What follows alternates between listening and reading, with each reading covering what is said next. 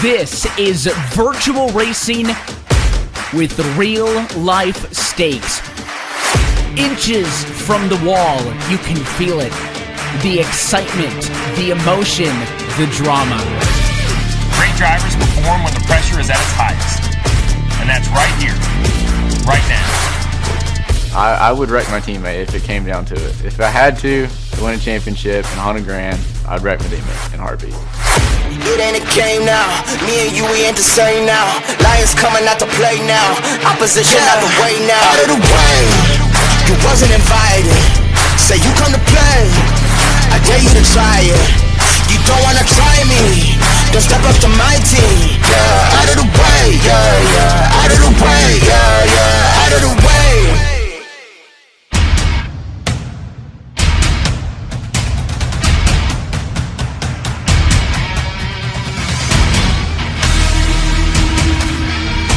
The road to $300,000 heads to New England's home for motorsports, where tonight for the virtual New Hampshire Motor Speedway, we say good evening, sim racing fans, and welcome to round 10 of the 2020 eNASCAR Coca-Cola iRacing Series.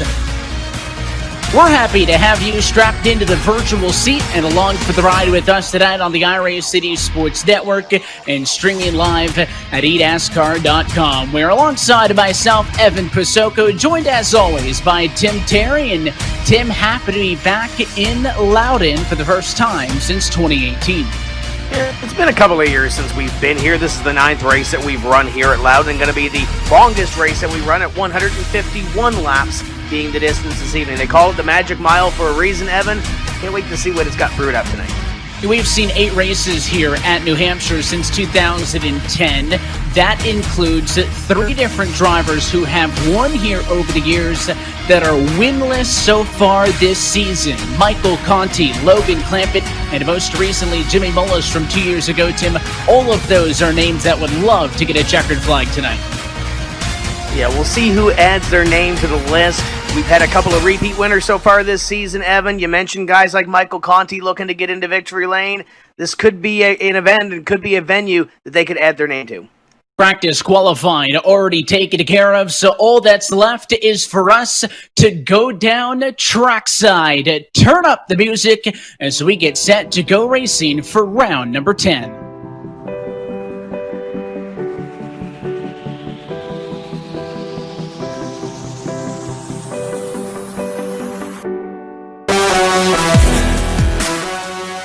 It is career pole position number 1 for the Joe Gibbs Racing number 18 of Graham Bolin, who will bring us to the green flag this evening. Leading the way with a 29.582, he will be joined by last-time winner here from New Hampshire in Jimmy Mullis. Christian Chalater, Matt Busa get a double up for row 2. Corey Vincent, Colin Keister, your top 6. Next two, see 2 drivers that know their way around this racetrack. Michael Conti, Logan Clampett, Nick Ottinger in the 25, Nathan Lyon to the outside will start in 10. Blake Reynolds and Garrett Lowe is row number 6. Continue it on through the likes of Bobby Zelensky, Chris Sherburne. You've got Malik Ray starting on the inside of row 8, joined by Justin Bolton, Keegan Leahy, and Michael Guerrilla through 18th. Jake Nichols and Eric Smith comprise row number 10. Ashton Crowder and the Burton Klickerman Esports 77, alongside Bob Bryant in the 42. Ray Alfala starting deep in this field. Evan inside row number 12 with Brandon Cattell to his outside. He's had a couple of good weeks. The likes of John Gorlinski, Casey Kermit back at row 13, then Steve Sheehan and Brian Schoenberg.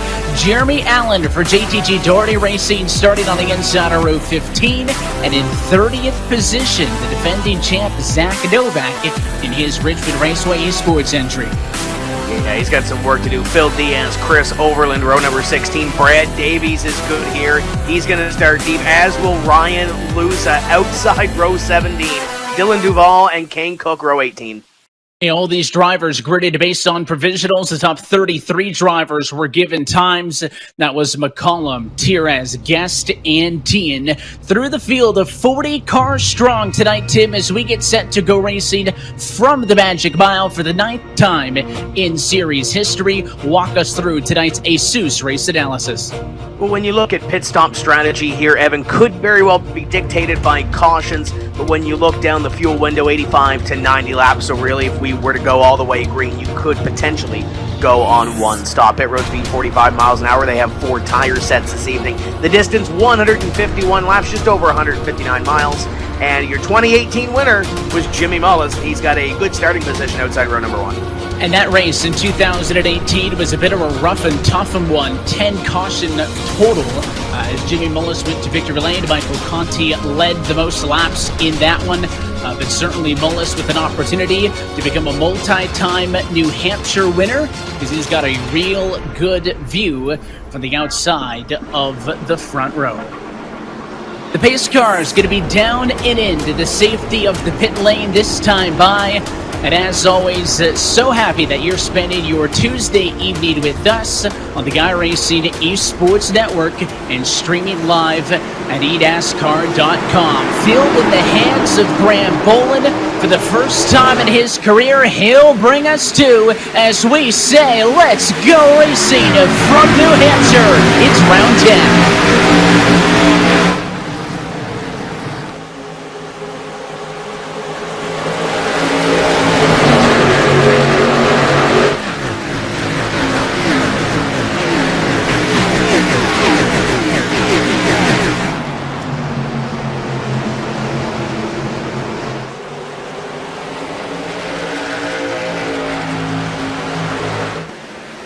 Well, the first mile in the books, top 3 single file down, and Boland leads through. The battle going to be for 4th position. Christian Challoner on the inside of Colin Keister as that inside line was the place to be early. Their battle for now 4th and 5th at turn number 2. So far so good though, as race leaders Tim got out and out of the way real fast. You mentioned off the top 2018 was a little rough and tumble. This track is a 1-mile racetrack, but it kind of runs like a short track with this package that we have, Evan. You kind of might want to move somebody out of the way to try to pick up a position. You might have to muscle them out of the groove in order to pick up a couple of spots. Michael Conti trying to roll the top in the top 5. There's Chris Shearburn coming off a great run a couple weeks ago to the outside of Jake Nichols as they dance mid-pack. There's an exchange. Malik Ray went to the outside. He got crossed up by Keegan Leahy back down to the inside. You see the battle a little bit further back. That's Jake Nichols in the number 24 Ford Mustang for Mode Motorsports ahead of the 36 of Chris Shearburn. That's a Latart Esports entry. And still plenty of side-by-side through the pack here. This is just inside of your top 20, but already nearly 4 seconds off of the race lead. You can see everybody ahead of the battle of the 32 Leahy single-filed out.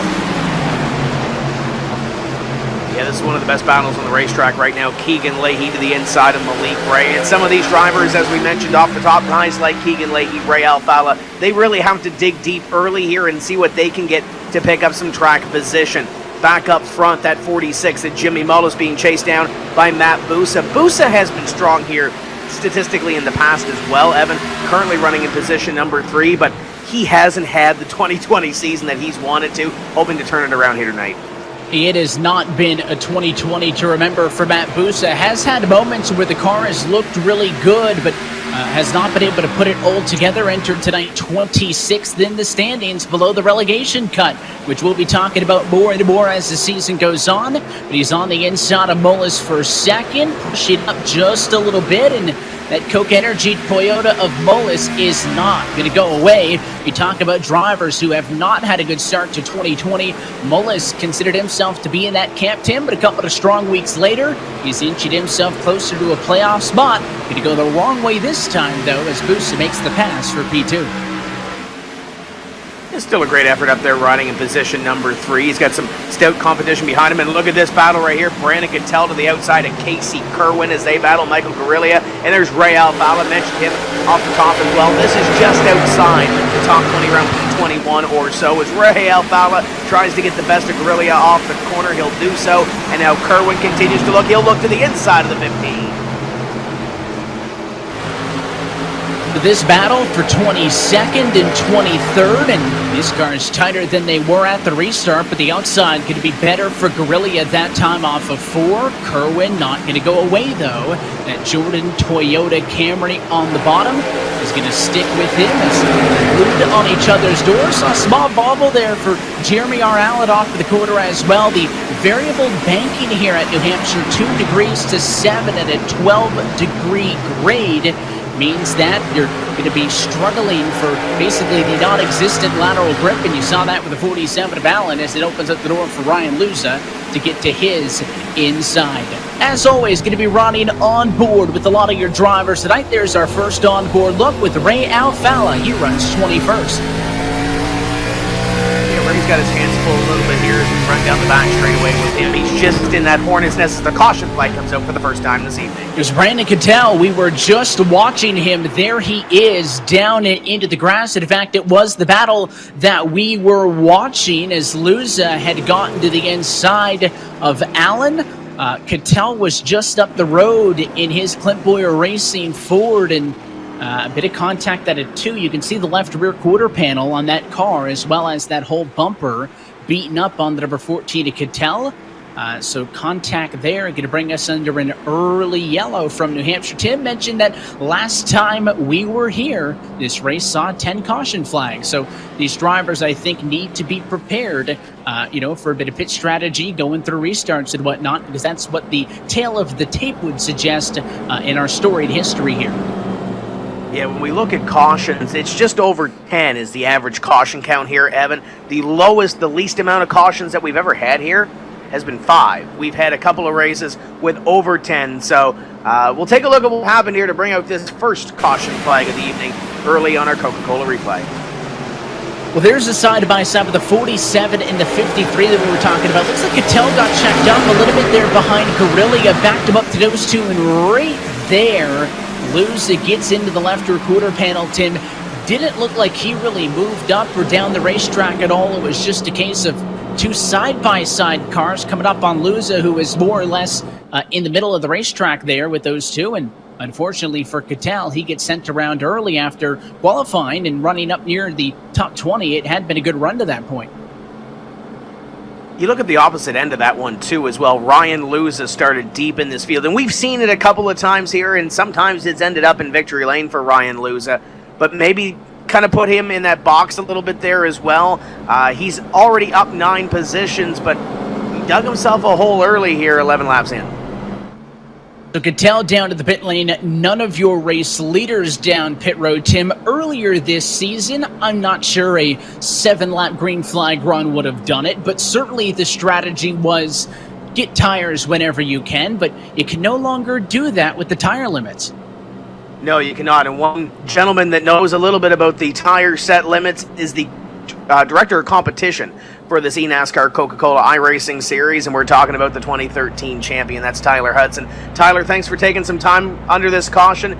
Welcome in. Want to ask you, though, what made the decision for you to go from the helmet to the headset in this series?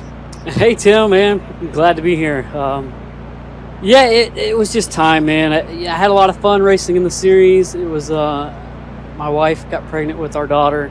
It's time to start a family. As you know, it takes a lot of time and commitment to do this, and it just worked out where I had some connections with iRacing. The opportunity presented itself, and I had to jump at it, and I'm sure glad I did. For those that are watching here tonight from Loudon, early caution in this one. What do you think we can expect throughout the evening with these eNASCAR Coca-Cola iRacing Series drivers? Yeah, it's a unique track. It's really fun to drive on. I think if we get cautions like we typically see here, you might see some tire strategy come into play with the tire set limits that we have now, whereas that's something unique that we wouldn't have had in the other races here. So it should make things interesting.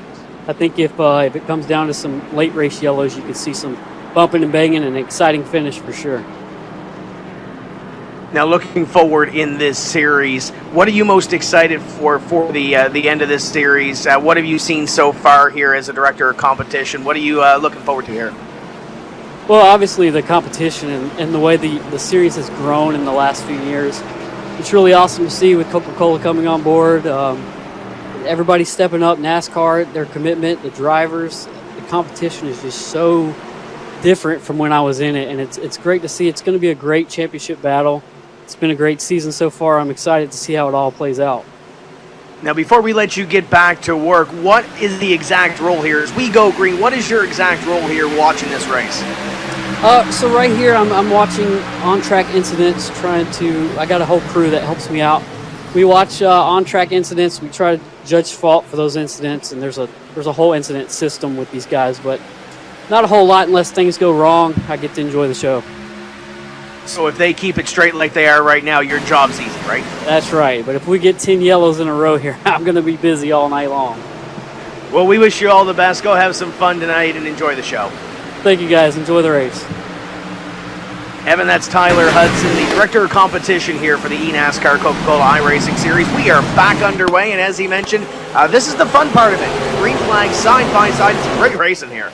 And look at the 3-4 wide through the center of 1 and 2. The battle is going to be for second here as Mullis is trying to take that spot back from Matt Busso. Looking at some of the other cars, top 10. Colin Keister has got his hands full. Challenger, Vincent Ottinger all over him. And a battle for fifth on back, but off of this restart, clean and green. And Tim, I think it has to have a lot of value to have somebody like Tyler Hudson in that race control position because he knows what it's like to be behind the wheel. I think there's nobody better than somebody who's actually done it before to be in that kind of spot as we watch the battle for fifth. The best race officials are former drivers that have been there before, know what they like to hear and know what they like to see. So it's great to see Tyler up here and doing a great job with this series. And I know all the drivers have a lot of respect for the former champion that's up in the tower doing race control. As continues to be that battle for position number 2. Matt Boos is trying to roll the top on Jimmy Mullis. We may have a 3-wide battle here as Michael Conti begins to look. And Conti's thinking about it. This is further up the road in the battle for second. You can see that Keister is one out in that battle for P5. And there it is as they're on each other's door. And another caution. It is Keegan Leahy, another one of our onboard looks. He had been running in the number 15 spot. You can see he's talking to the team and describing what happened. And I believe it was contact with Leahy and the Jim Beaver Esports entry of Eric J. Smith in his big green egg Ford that led to the yellow.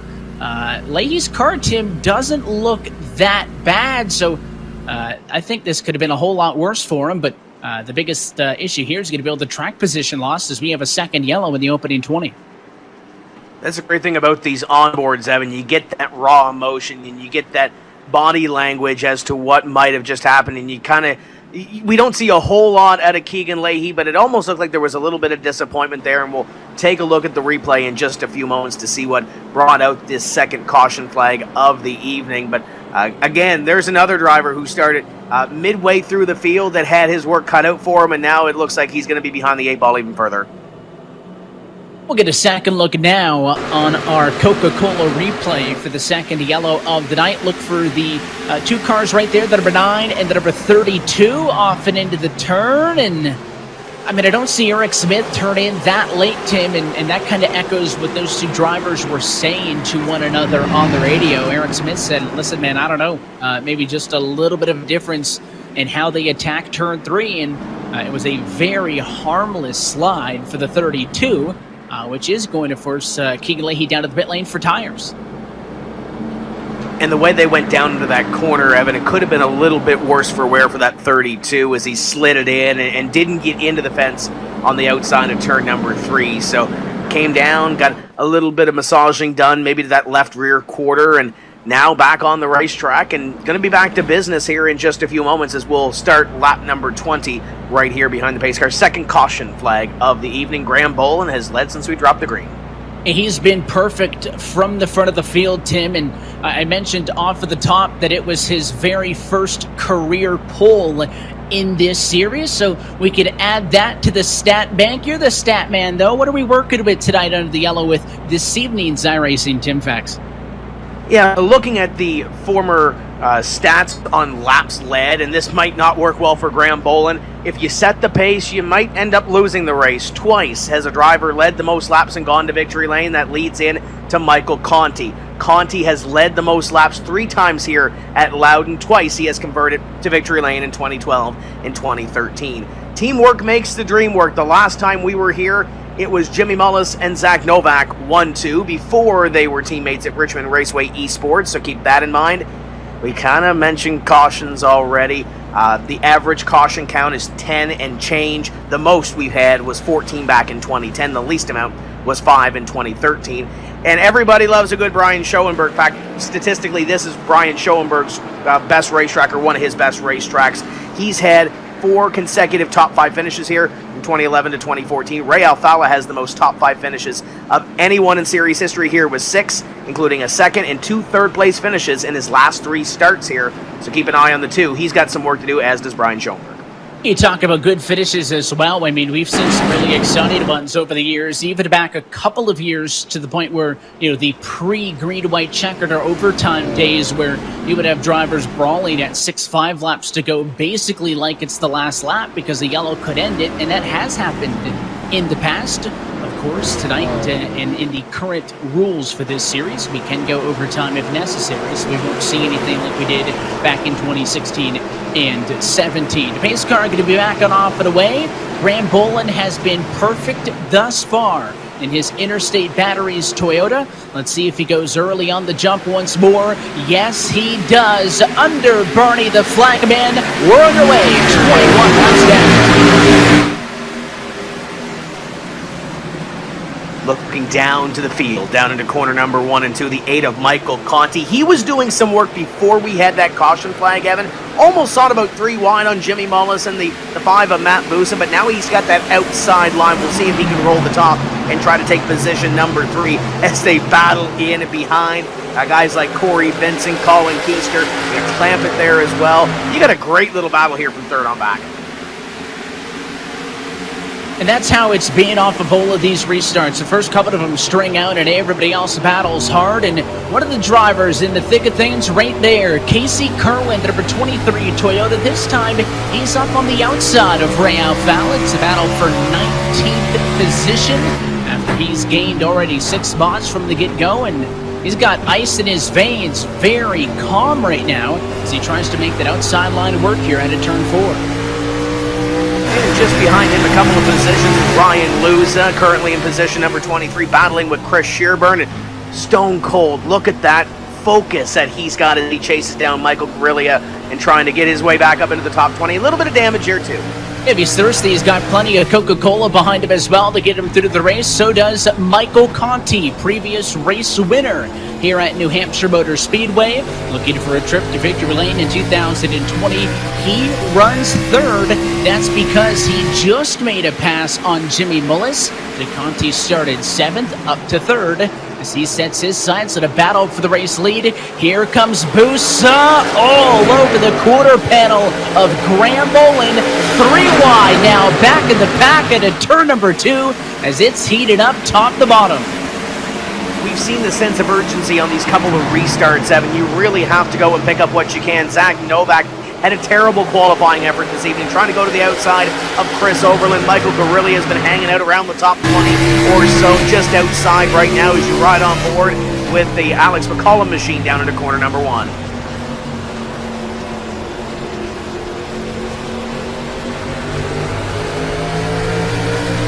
A lot of braking involved here at New Hampshire Motor Speedway. Some of the drivers who were not big fans of this racetrack attributed it to that, as they don't really feel that good with the tracks that involve a lot of use of the brakes, and New Hampshire fits that bill as McCollum stays in this battle.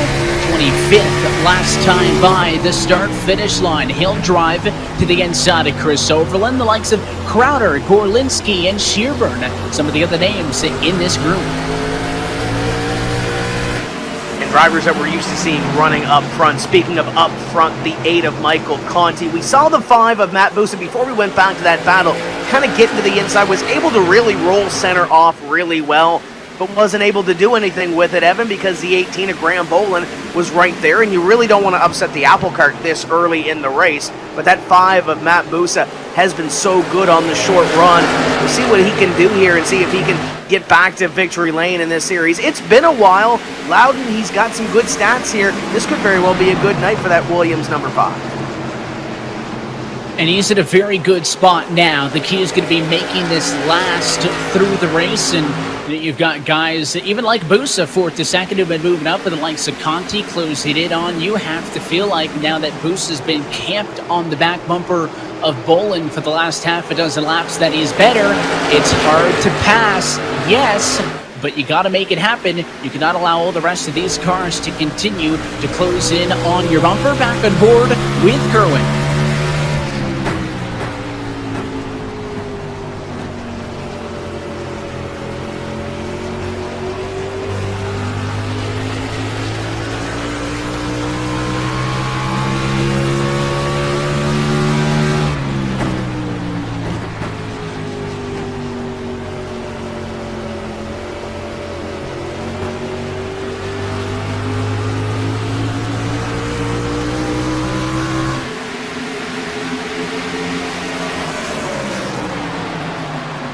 Funny, Tim, because it looks real chaotic, but the onboard shot really shows you that at the same time you need a lot of patience when you're on each other's door. And these battles like Kerwin and Overland are in, again, really for 20 seconds. Especially being on that top group. It seems like that top group really hasn't come in a whole lot there. The 16 of Chris Overland, though, able to pinch up Casey Kerwin just a little bit to try to take that position. Back up front continues to be single file, and these guys seem to be content to ride right now. Your top 4 have been up there. They're kind of feeling each other out right now. They'll come by, complete lap number 31 this time. And everybody who started inside of the top 10 still there, with the exception of Nathan Lyon. He got passed by Blake Reynolds. They just swapped out 10th and 11th. No major changes there as Conti's trying to get on the inside of Busa. That's what Busa was trying to do with Bolin, get to the bottom. Again, if you want to go down to the yellow line, Tim Terry, you can. There's about at least 1 to 2 lanes there in the center of every single quarter. But again, that's just not the groove here. And that's why when Bolin saw Busa challenge, he didn't seem worried, and I think that's why Conti struggled to really gain a footing down there as well.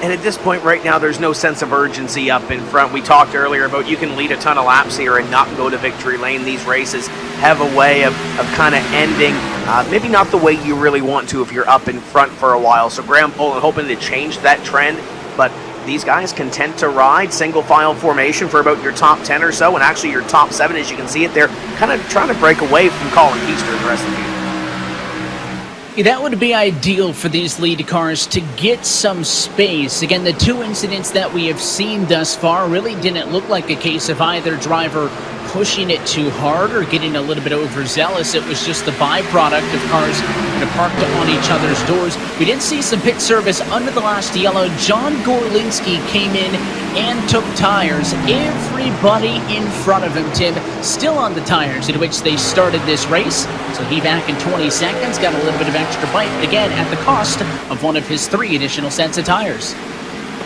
It's a different strategy. Long way to go and a long time to get there, but still middle of the pack. But John Gorlinski, early in his career in this series, has had some good runs here, so trying to rekindle that as he goes to the outside of Ryan Luza, side by side down the back straightaway. It is odd to see Ryan Loser running back at a number 20 spot. Granted, it did just lose a spot to Gorlinski. Still way up from where he started back in 34th on the grid. That time by 35 laps down from New Hampshire. It has been Graham Bolin all the way. As we're working the longest green flag run of the night, we'll go side by side. You're watching the eNASCAR Coca-Cola iRacing series on the iRacing Esports Network. For those living together and those living apart. For classmates, graduates, and teachers making the best of it. For the restaurants delivering to our doorsteps. For the frontline workers putting it on the line every single day. For this great nation determined to be stronger on the other side. Thanks to all of you, we'll be together again.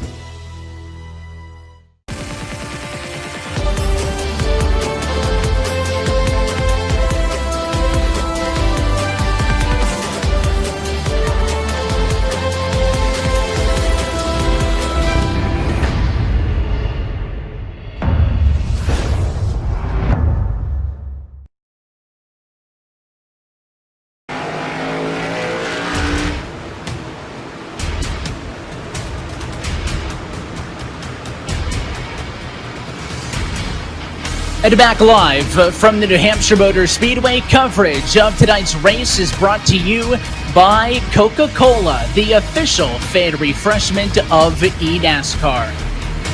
And by ASUS, an official gaming hardware partner of the eNASCAR Coca-Cola iRacing series. Hope enjoying tonight's action around number 10 of this 2020 campaign. Evan Pasoka, Tim Terry with you. And Tim, we want everybody tuning in at home to walk away a winner tonight by entering this evening's ASUS giveaway. You can win a 1-year iRacing membership as well as an ASUS RT-AX82U Wi-Fi 6 gaming router by going to the ASUS Twitter at ASUS_ROGNA.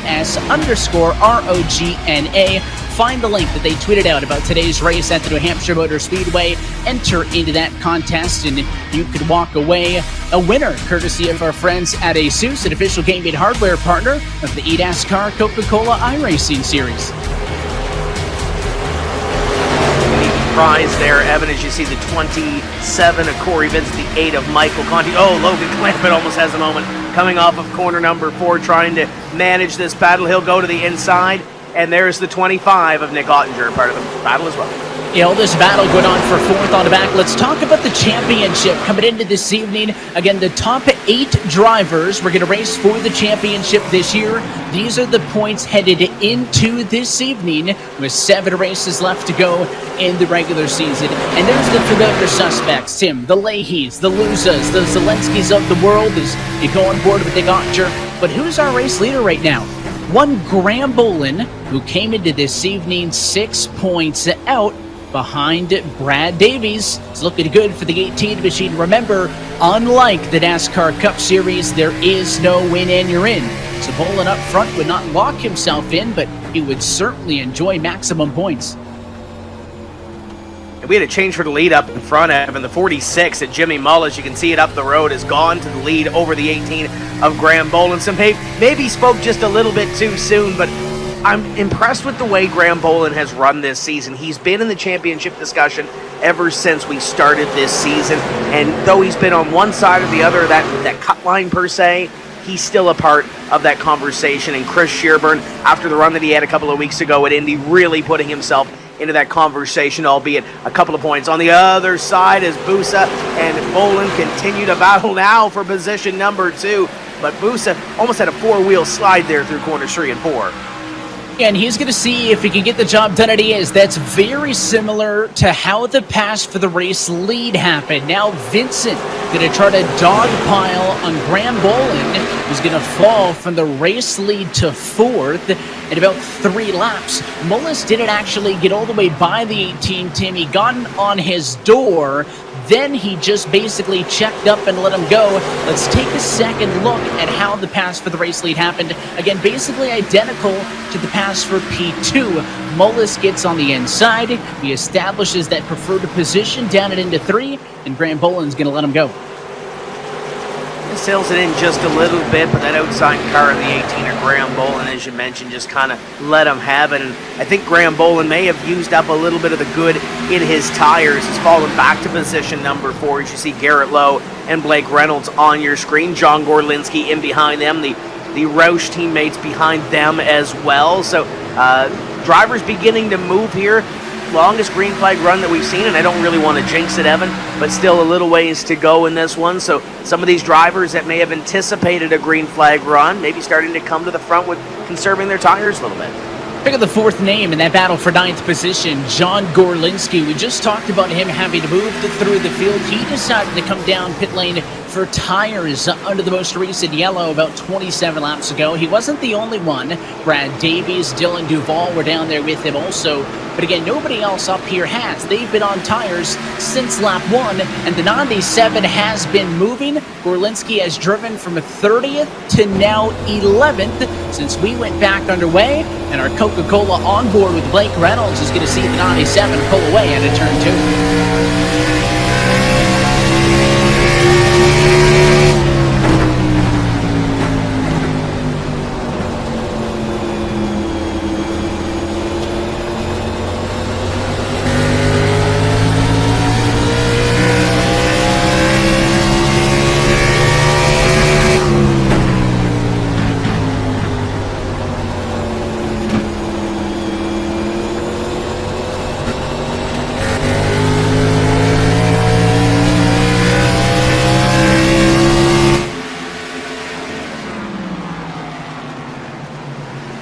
So as Reynolds falls a little bit further back, it has pretty much been hanging steady there, about 11th or 12th for the majority of the night. We watched Gorlinski continue to march through the field. Tim, let's kind of talk this out strategy-wise, because again, he's up 19 from the restart. He's closed it in on Garrett Lowe to make it a battle to get into the top 10 for the first time tonight. But again, having used up one of 3 sets of tires in pit road, how would this affect him as we're almost at 1/3 distance?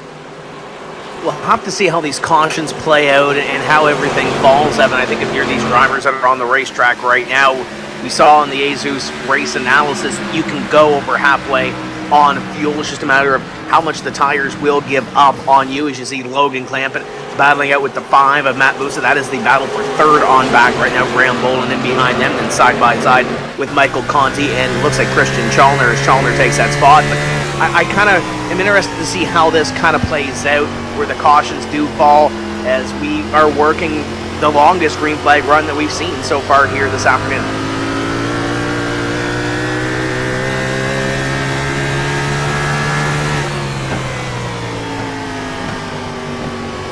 Interesting as well, because Tim, race length here at New Hampshire, just under 160 miles between the green and the checkered flag, and it takes a long time to get around New Hampshire for its size. Again, just looking at lap times above the 30-second range, only the very best at qualifying got down into the 29s. But as far as length-wise and mileage, this race actually one of the shortest of the season.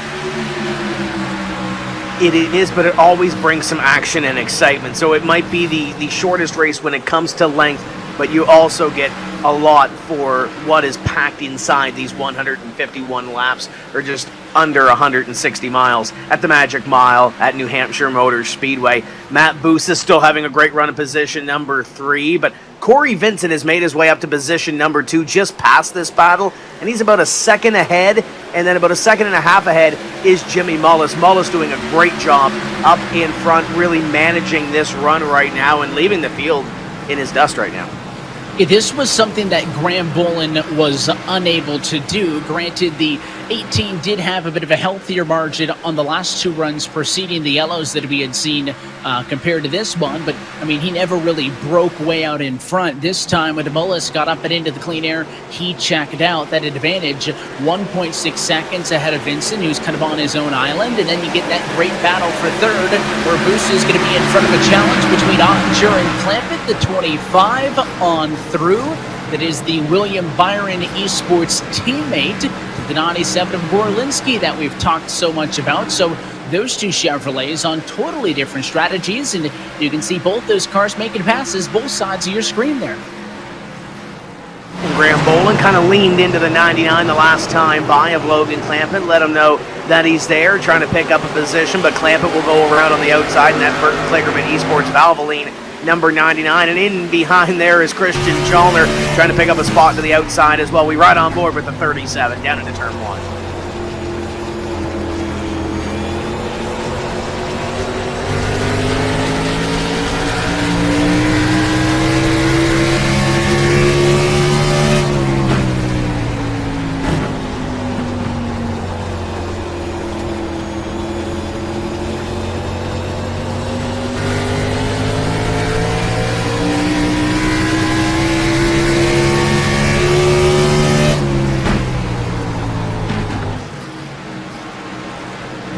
And Challenger, one of our international drivers in the series, driving for JTG Authority Racing. Looking up now at the 97 machine to get a Gorlinski. His next challenge to the 88 of Brad Davies. Both of these cars pitted under the yellow flag. So the 88 and the 97 on equal tires, having worked their way all the way through the field. It's to Junior Motorsports Chevy, though on the bottom. Davies here, Tim, may now lead that effort because he's almost all the way around the 97. Yeah, I could be wrong. I think Dylan Duval and Zach Novak may be on that same tire strategy, especially where you look at where they started in this field. They've worked their way up from the back, dismal qualifying efforts, and now running up near the front of the field. Davies, Gorlinski continue to be side by side, and here comes Dylan Duval in the Stuart Haas Esports number 41. This would be a home racetrack for him. Driver from Halifax, Nova Scotia, working to the inside. Jock Gorlinski off of corner number 4. Gorlinski with that little bit of a bobble, going to open the door up for Duval on the inside. He is going to work around the inside into number 41, Smithfield Ford. And there's a bit of contact that time as the 97 machine got into him, and it turned at number 2. You can see Duval represented by Stuart Haas Esports. These 40 drivers represented by 19 different teams in this 2020 championship. 2 drivers per team. Let's take a look at the team points. How have those driver duos fared through the opening 9 rounds of competition? It is actually Virtual Racing School at the top of the pylon, Tim, when it comes to the team points. Not far behind Junior Motorsports, Denny Hamlin Racing, and Williams Esports. In the past, we have seen a draft where these teams would pick sequentially a driver, and you would see a very even spread of talent across the teams. But over the offseason, it was free pickings. I mean, these teams had to go out and sign the drivers they wanted. VRS, a new team for 2020, getting Ray Alfala and Bobby Zelensky, both the driving school instructors for VRS, and they've been the best through 9 rounds. And you look at Junior Motorsports keeping with what they know, and Michael Conti and Brad Davies, and you see both of them in that shot there. And this is the battle for about 4th all the way back to about 15th or so. There's some great racing going on here. It's a couple of drivers have already decided to dart down into pit road. I believe Michael guessed one of those down onto pit road. So the strategy beginning here a little bit prior to the halfway point in this one, Evan. Kind of surprised, but again, like that strategy that we saw under caution, if you're at the back of the field, throw a Hail Mary at this, try to make something happen. And the risk going to be, if you are down to the pit lane like we saw there, you may lose a lap. And of course, if a yellow flag were to come out, most likely on long green flag runs for incidents is to be that period in a green flag cycle when those cars back out on track with fresher tires, trying to navigate around through other battles for position. The cars still on old rubber, and you talk about that really exciting battle. It is going to be from Mike Conti in 9th on back. And we were talking about VRS. There's one of their entries, Bobby Zelensky, looking to the inside on the 8, but it is Conti on the high line who's going to go around. One of the drivers in this. No yellow flag as we go on board with Novak. Tim, I mentioned the possibility, and we've got a spinner in Chris Overland. Chris Overland, Brian Schoenberg getting going down the back straightaway. We talked off the top of the show about Brian being so strong here in his early season that Loudon, one of his favorite racetracks, and Chris Overland, another one of those drivers just looking to catch a break and looking for luck to go his way this season. And it looks like a little bit of damage to that right rear quarter in that spin, number 16, as we are under the caution flag, just shy of the halfway point in this one. Driver out of San Antonio, Texas, in a second year with Wood Brothers Racing, and you do see some battle wounds on the number 16 Ford, but that was unrelated to the incident, as that was a self-spin. So all your race leaders now going to dive down pit road, Tim. This is also going to include the cars who we were talking about who had already pitted and gotten fresh tires. So they cannot afford to be on the backhand. They're in as well, expecting everybody to go wholesale for 4. You would anticipate these drivers to do the same thing across the board, get 4 tires. Looks like one driver may have missed his box. That might be Santiago Tierrez coming off of pit road first. Jimmy Mullis quick to the draw. He'll lead this field off. He maintains nice and easy in and out. Time of the pit stall for Mullis, 14.4 seconds. That's the best that I see out of anybody inside of your top 17. Only Keister was better. Also, the issues with the 4 of Santiago Tierrez, the track pass Chevrolet. You can see that he's all of a sudden, Tim, up a lot of positions. That's because he missed his pit stall. So here he comes for attempt number 2. And you can see how early his pit stall is down on the pit lane. Just drove right past it on entry. It's going to cost him greatly. As you saw, that 38 on the wall, started in position number 38, and now he's going to have to redo everything he just did to try to get that track position back. look behind the pace car. That is Keegan Leahy. He was scored as 2 laps down. Now, obviously, 1 lap down. As you look at the nose on that thing, a little bit worse for wear. Yeah, not what the number 32 car would like to look at this stage. We mentioned the word relegation a little bit earlier, and we've already taken a look at the battle with the playoff bubble. Let's look at the relegation bubble, Tim. 2 battles in this championship. One is to be in the top 8 to fight for the championship. The other is to stay in the top 20 to stay in this championship for next year. And when you look at some of those drivers on the outside, big names, Zach Novak, Casey Kerwin, Corey Vincent's running up front here this evening. Zach Novak was in the top 10 when we threw that yellow flag. Jarl Tien has had some really good runs as well, Blake Reynolds. But the one driver that's off this screen right now that has been running really well tonight is Matt Busa. He's currently 26. Dylan Duval is 28th coming in. Christian Chalner has had some really strong runs, a lot of speed, just hasn't had the finishes to show for it. Malik Ray, Steve Sheehan outside looking in. We just saw Chris Overland involved in that most recent caution. There are some big names. If you want to claw your way back up here and get into this series for next year, and heck, at this point, if you can have a couple of good runs, you might be able to talk about playoffs, but you don't want to be talking about relegation, especially at the halfway point in the season. Yeah, that relegation battle is going to go all the way to the end of the year, so we talk about only 7 races left in the regular season as of tonight. That battle going to go all the way. So tonight, round 10, Tim, after this, we will be at the halfway point of the overall season. So in theory, if you can fall 30 points below the relegation cut in the opening 10 races, you're going to make that back in the second half. So, some of those drivers may still have their hopes set on playoffs after tonight. 6 races more until we reach that cut.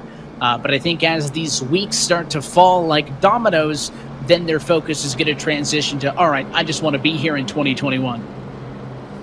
In theory, what can be done can be undone in the other half of the season, but it's racing. You know how this thing can go one way or the other, whether your luck goes one way or the other, or how the momentum will swing. So if you're on that outside looking in, you really have to control your own destiny. Do what you can to run up front, lead laps, get good finishes, and try to lock yourself, if not into the playoffs, at least into the top 20 to make your off-season a little easier. It's always nice to have a little bit of downtime as compared to going through the qualification round to get back into this series for 2021. So for a lot of the field, first pit stop in the books, we'll get a restart with 67 laps complete, 84 laps still to go in the Loudon 151. First restart in which Jimmy Mullis will be at the front of the field and in control of. He'll be joined alongside the 25 Logitech G of Nick Ottinger. Green flag flies. We're back underway. Six car gets the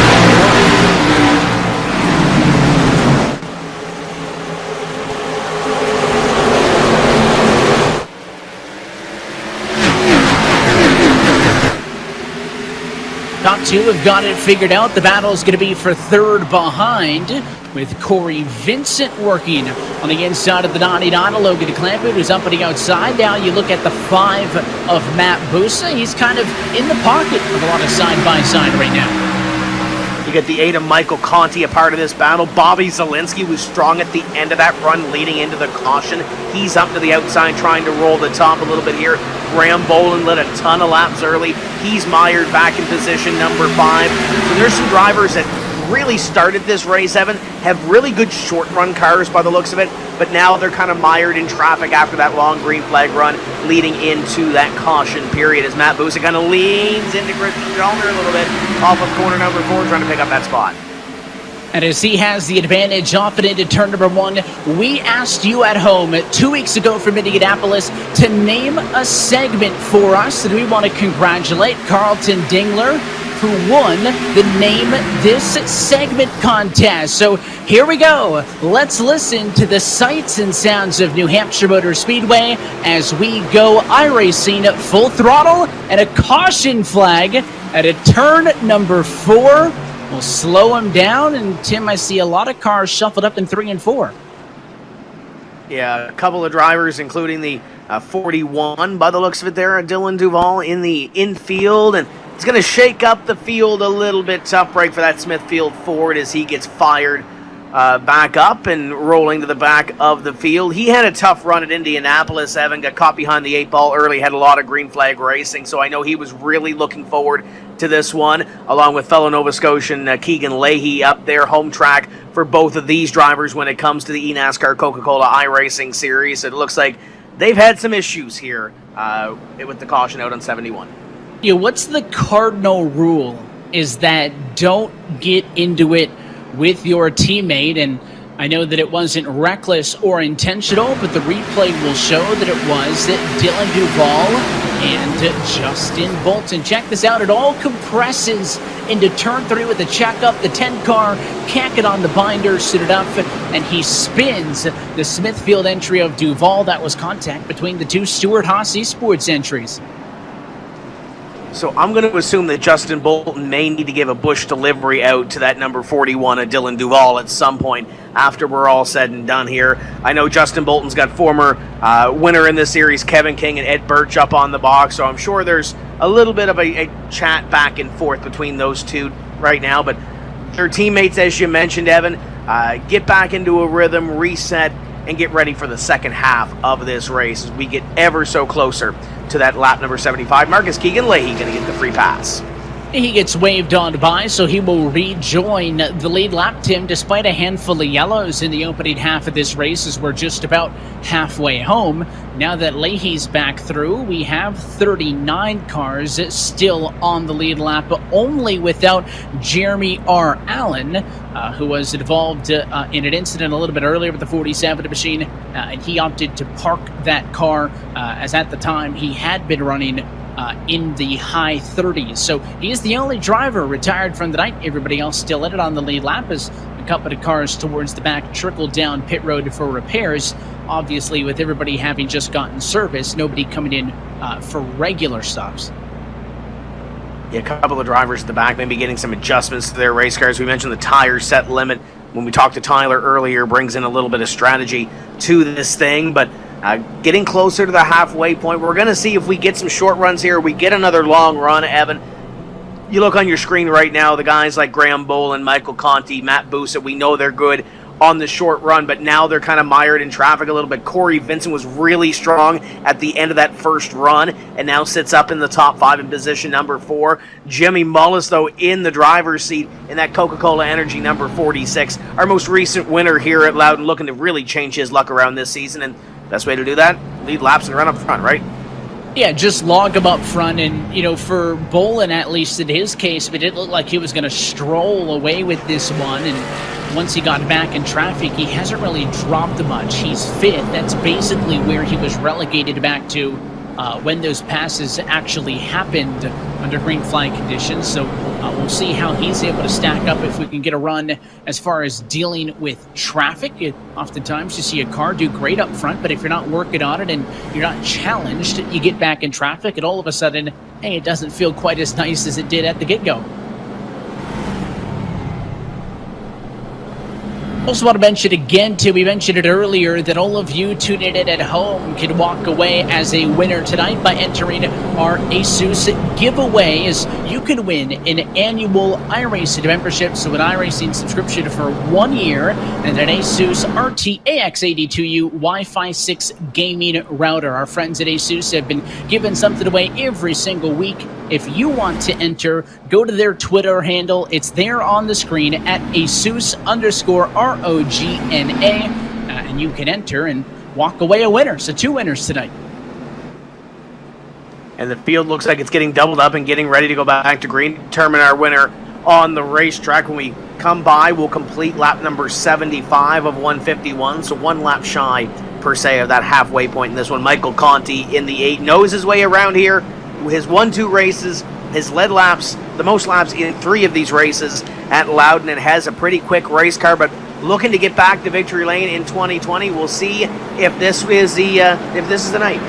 So we tried to do this last time, but a caution flag slowed us down. So we'll try it on this restart, courtesy of Carlton Dingler, who won our Name This Segment contest. The pace car is going to go in. The field will be in the hands of Jimmy Mullis. And at halfway from New Hampshire, we get set to go iRacing full throttle.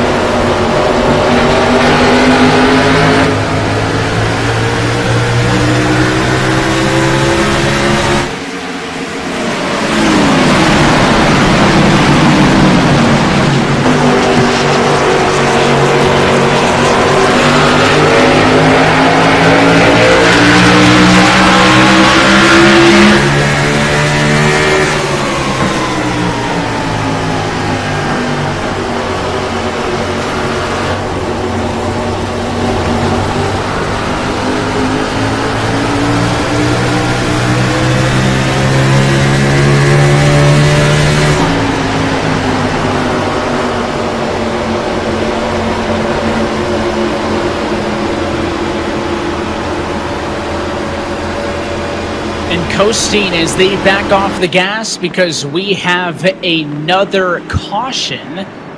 Trying to find the cause of that one, Tim, is it looked like everything was orderly. Yeah, it'll slow the field down one more time, just past the halfway point now in this 174 laps remaining of this 150 lap event. Jimmy Mullis will collect the pace car down the back straightaway, and we'll re-rack him and restack him one more time.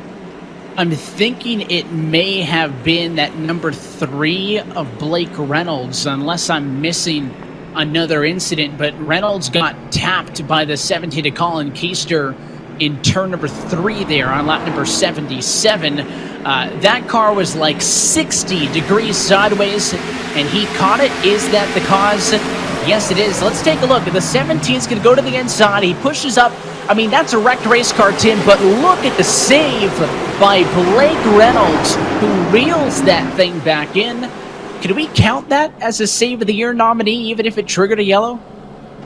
Yeah, that was not just one race car. That was about 10 wrecked race cars right there, and somehow Blake Reynolds was able to save it. Good on the sim to throw that yellow flag, because that should have wadded up about 10, 12, 15 cars in the middle of this pack, but Blake Reynolds, definitely a great save, and you can see it there. Still riding in the middle of the pack. Now he has an opportunity to catch his breath and kind of go back at it again. I think that was a save worthy of my 99 times out of 10 analogy I used a couple of years back at Dover in a good save as Blake Reynolds was able to reel that one back in. Let's talk schedule. We mentioned tonight the 10th round of this championship. After this, there will be 6 weeks left to go in the regular season. So look over to the top right-hand side of your screen. In 2 weeks' time, we'll go racing in the virtual hills of Brooklyn, Michigan from the Michigan International Speedway, followed by Watkins Glen, Daytona, Darlington, Las Vegas, and a Talladega regular season finale, Tim, standing in the way of our 8 current playoff drivers and an opportunity to actually fight for that title. Yeah, you mentioned that mix of racetracks. We've got a road course in there. We've got 2 super speedways. We got Darlington. Las Vegas always gives us something, a little bit of a challenge when it comes to trying to predict and trying to figure out who's going to win that race. And, of course, here tonight at Loudon, New Hampshire. Then you look at the playoffs. You got the Charlotte Roval, you got Kansas, you got Texas, and we finish off at Phoenix. 4 different racetracks to determine a champion and $100,000 to that driver. So I kind of like the way this schedule plays out. As a race fan, I like the way the schedule plays out. As a race team and as a race driver, I'm kind of concerned about Daytona and Talladega, but that's what makes it fun, right? Exactly. And listen, there's going to be so much unknown when we get to that part of the schedule. I've been kind of harping on the fact that you've got 2 plate tracks in 4 weeks. I mean, Darlington is always going to be a crazy one. We get a taste of some road racing when we head to Watkins Glen, which will be, I guess, Tim, one of the only NASCAR sanctioned events at Watkins Glen this year because of the reshuffling of the NASCAR Cup Series calendar and them moving that race to the Daytona Road Course. If you're a big fan of the Glen, we got you on Tuesday nights. Well, this yellow flag going to continue for a moment, so we'll take a quick opportunity to step aside. Jimmy Mullis has settled into the race lead. We've got 70 laps still to go from New Hampshire.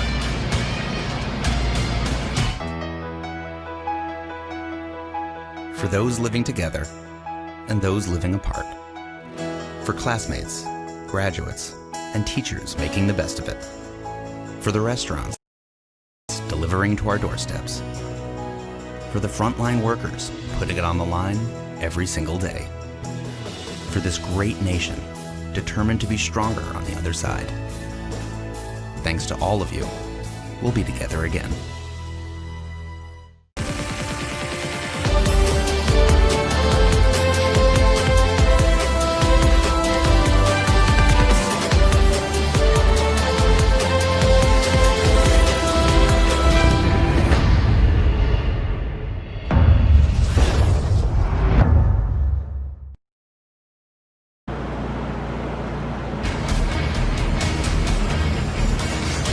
Lights out on top of the pace car. Coverage of tonight's race brought to you as always by Coca-Cola, the official fan refreshment of eNASCAR. in by Asus, an official gaming hardware partner of the eNASCAR Coca-Cola iRacing series. Officially past halfway for the Magic Mile. Pace car going to be down and in once more, and we will try this again. Once more, a Mullis Ottinger front row with Corey Vincent, Matt Busa, Logan Clampett, your top five. We're back underway.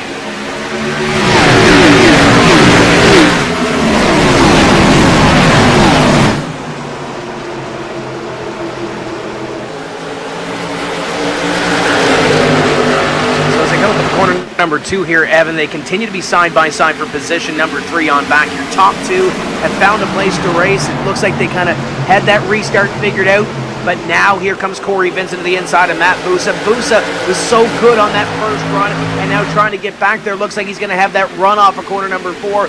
See if he can get it here through 1 and 2 and try to roll the top of that spot.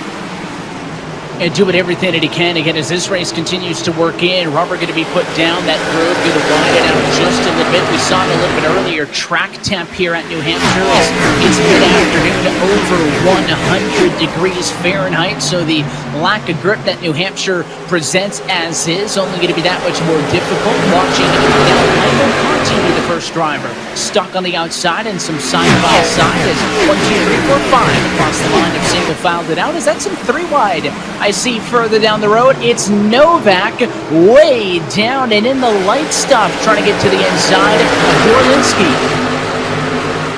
He kind of thought about not going there down into corner number 1, the body language of that race car. Now Ryan Luza in behind. There's still 3 wide for that position. Luza trying to make up some ground on Colin Keister in behind them. John Gorlinski still 3 wide in the middle. Looks like he's going to clear the 21. Maybe he's going to clear the 90 of Novak. They get back to side-by-side racing, but Zach Novak, it looked like he was a little bit timid to get down there to the inside to make it 3 wide, but great driving by Hugo Street and get it 3 wide and then back to 2.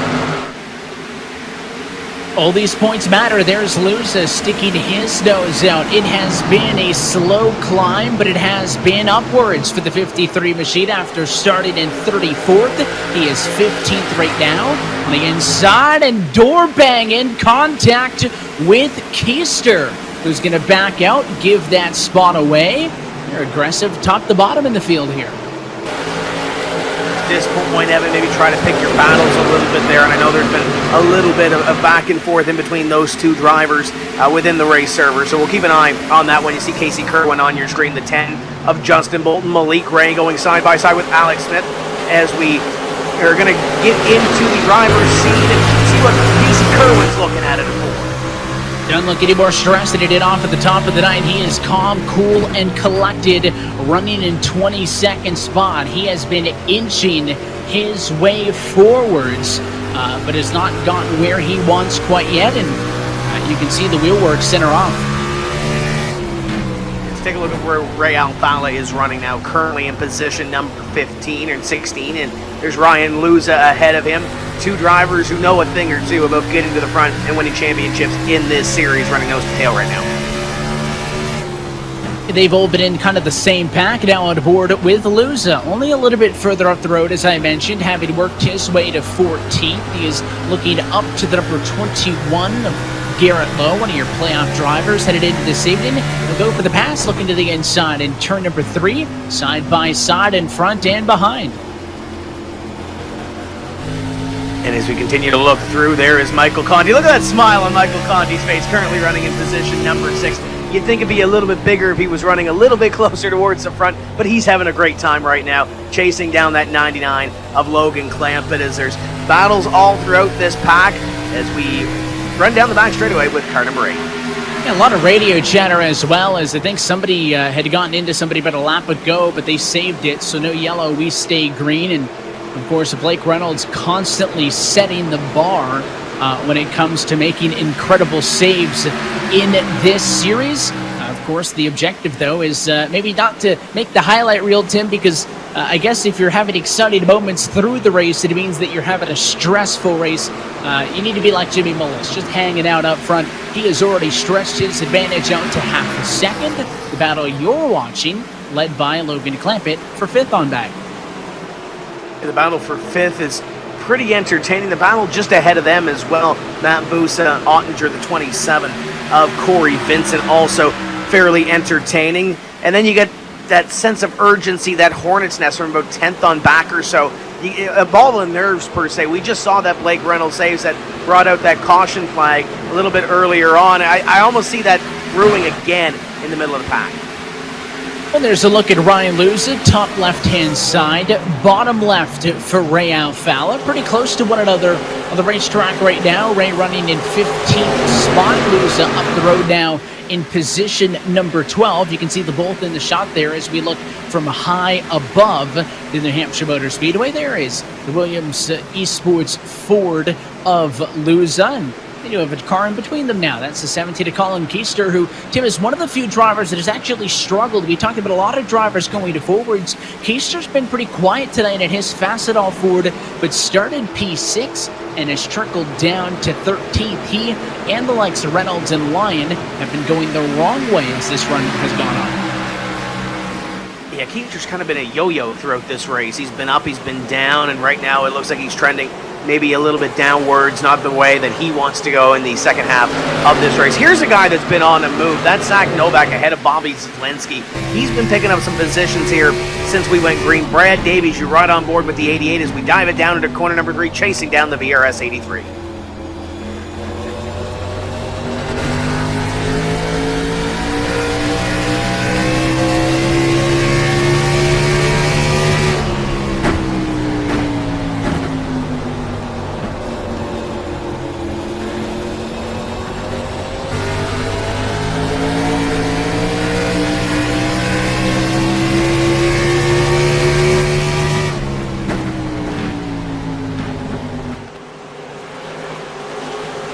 An interesting discussion between that 88 and the 18, who are both in the shot now, Tim, in terms of the battle for the playoffs, because coming into this evening, Brad Davies was the cut driver, only 6 points ahead of Bolin. Well, a lot earlier in this race, when Davies was down in 33rd where he started and Graham Bolin was running up front, it kind of seemed like a sure lock that would flip out of this evening. But as Bolin has come backwards, Davies has moved forwards. The 88 mounting a pretty good defense of 8th in the championship. I hate to use the cliche, it's still a good point night, but if you're Graham Bolin, you ride in the top 10, you still have a decent shot, and managing that gap. Yes, you would love to win the race because the points go with the wins and the better finishes, but if you finish right now within the top 10, I think you still had a good night if you're Graham Bolin, but still plenty of laps to go. We've seen these races at Loudon play out one way or the other as you look back to Bobby Zelensky, Brad Davies, Ryan Luza, and the rest. They're chasing down Graham Bolin for position number 9. Got his hands full because those cars are all stacked up and they have all been on the move. Davies tonight plus 22. Luza that same positive from the get-go. So they have been scorching their way through traffic since the opening laps of this race. Now checking in with the fight for second. Nick Ottinger still holds it. Matt Busa wants it. Not long ago, it felt like the 5-car was challenging Bolin for the race lead. He's since fallen back to third, has been pretty steady there, and is sandwiched into between Ottinger and Vincent. Second, third, and fourth, they should say, is this trio. Yeah, if we get 3 flag laps in, I think Corey Vincent might be the better of this trio, but he's still got some track position to make up, and still got some laps to go as well as you look back from the leader, and Jimmy Mullis bringing that energy and pulling away from the rest of the field. Yeah, that's the advantage. 0.7 of a second. This time by, it's going to grow to 9. So Jimmy Mullis put it in consistently better lap times from up front. He just put in a 31.004 compared to a 31.140 for Ottinger and the cars around him. Pretty similar in speed. So Jimmy Mullis is the best car on track right now. He is putting in pretty consistently some of, if not the fastest laps. And keep in mind that I guess earlier today, Tim, a couple of the drivers were talking on Twitter. I saw Logan Clampett and Ryan Lucid talking about this, that they said that Jimmy was the guy to watch tonight. And I think that expertise opinion for those guys is coming true because, I mean, it looked really good for Bolin earlier tonight. And listen, a top 10 would still be a good result for him, but the car has not looked as strong as it did early. And, I mean, Jimmy Mullis has been flawless. Yeah, we've seen Matt Busso run well. We've seen Michael Conti run well. And yes, they're still in the top 10.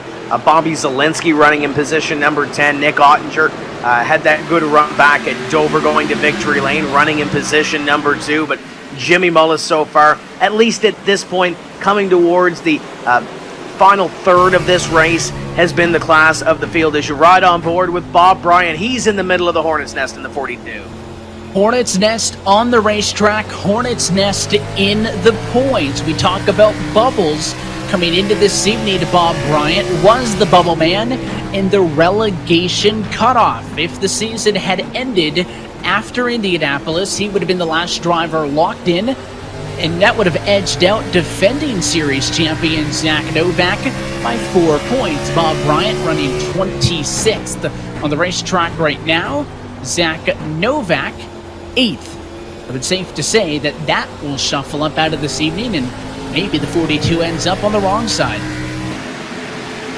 You mentioned controlling your own destiny, and that's really what you have to do if you're a guy like Bob Bryant on that bubble position. We saw John Gorlinski earlier gamble a little bit with tires. He was a part of that bubble battle, and he's currently running in position number 15. It's a net gain of 10 positions for a guy like John Gorlinski, but still control your own destiny, maintain what you can, and try to make sure that you are in that conversation at the end. There's Michael Guest a couple of spots in behind Bob Bryant.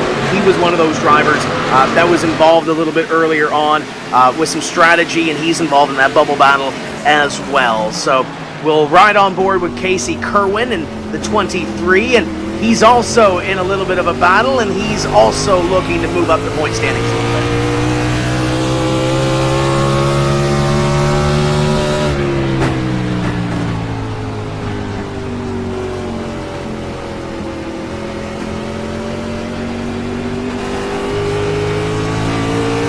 One of those drivers that talks a lot on the radio as he works his way around New Hampshire. If you were paying attention to that points graphic, you would have seen that Casey was 22nd in the championship coming into this evening. Of course, not where he wants to be, especially when you consider his teammate is the guy leading the championship in Keegan Leahy. Yeah, he's still got some work to do, but in the second half of the season, I'm sure we're going to see Casey Kerwin work his way up the championship standings. I think we're going to see him work his way up in this race as well. As you see the 2 in the 53 side by side, Ray Alfala and Ryan Luza. They continue to work a little bit closer towards the front of the field, Evan, but this is the battle for 11th. And take a look at both of them as Ray Alfala talking to his crew, and saw a little bit of a smile early, but he is focused. Yeah, a lot of wheel movement on Alfala as he works his way through. Look at Luza with the stare down as he is 110% business. This is such a unique perspective on a battle for 11th and 12th position right now. I've said it once and I'll say it many times, Tim. My favorite thing that we've added to our coverage for this year is all these onboard looks at these drivers racing at home. The setups can vary so much, the manufacturers, the teams, but at the end of the day, it comes down to the fastest driver who can get the job done. And you can see with all the looks that we've had, just the different driving styles that a lot of these drivers have chosen to adapt. You talked about those wheel movements from Ray Alfala. Usually you're smooth on the wheel, and that usually means a quicker race car, but look at how much that Ray Alfala's got Ryan Luza and the rest of that field in behind. It might not look like it's a great handling race car, Evan, but it's pulling away from that battle in behind with Ryan Luza, Brad Davies, and the likes, and trying to catch his teammate up there, the 83 of Bobby Zielinski. If he could do so, that would be a battle for 10. And a lot of wheel movement would suggest the race car's a little bit loose. Tim, don't they say loose is fast, though? Yeah, loose is fast, on the edge of out of control, trying to work your way around here, trying to get those bumps the way you want them around this racetrack, the characteristics of Loudon, New Hampshire. But man, oh man, he's trying to get up there. There's Nick Ottinger, winner already this season, looking to take another one, but he's got a little ways to work. That's the William Byron Esports car. Nick Ottinger, the driver out of Claremont, North Carolina. He's been working his way up, and I think that this may be the best that car has got in it. Of course, you talk about the boss man, William Byron, found so much success when he hopped back onto the iRacing service for the Pro Invitational Series, endured a 1.8-second deficit at the very top of the board. Then it is the Williams Esports Ford of Matt Busa, prior series winner in this Coca-Cola iRacing series. He's somebody who would like to get back in victory lane, Tim. He and Corey Vincent, who's the next driver in line behind him, the number 27 car, representing the Renegades, I think are some of the names that impressed me the most in tonight's race.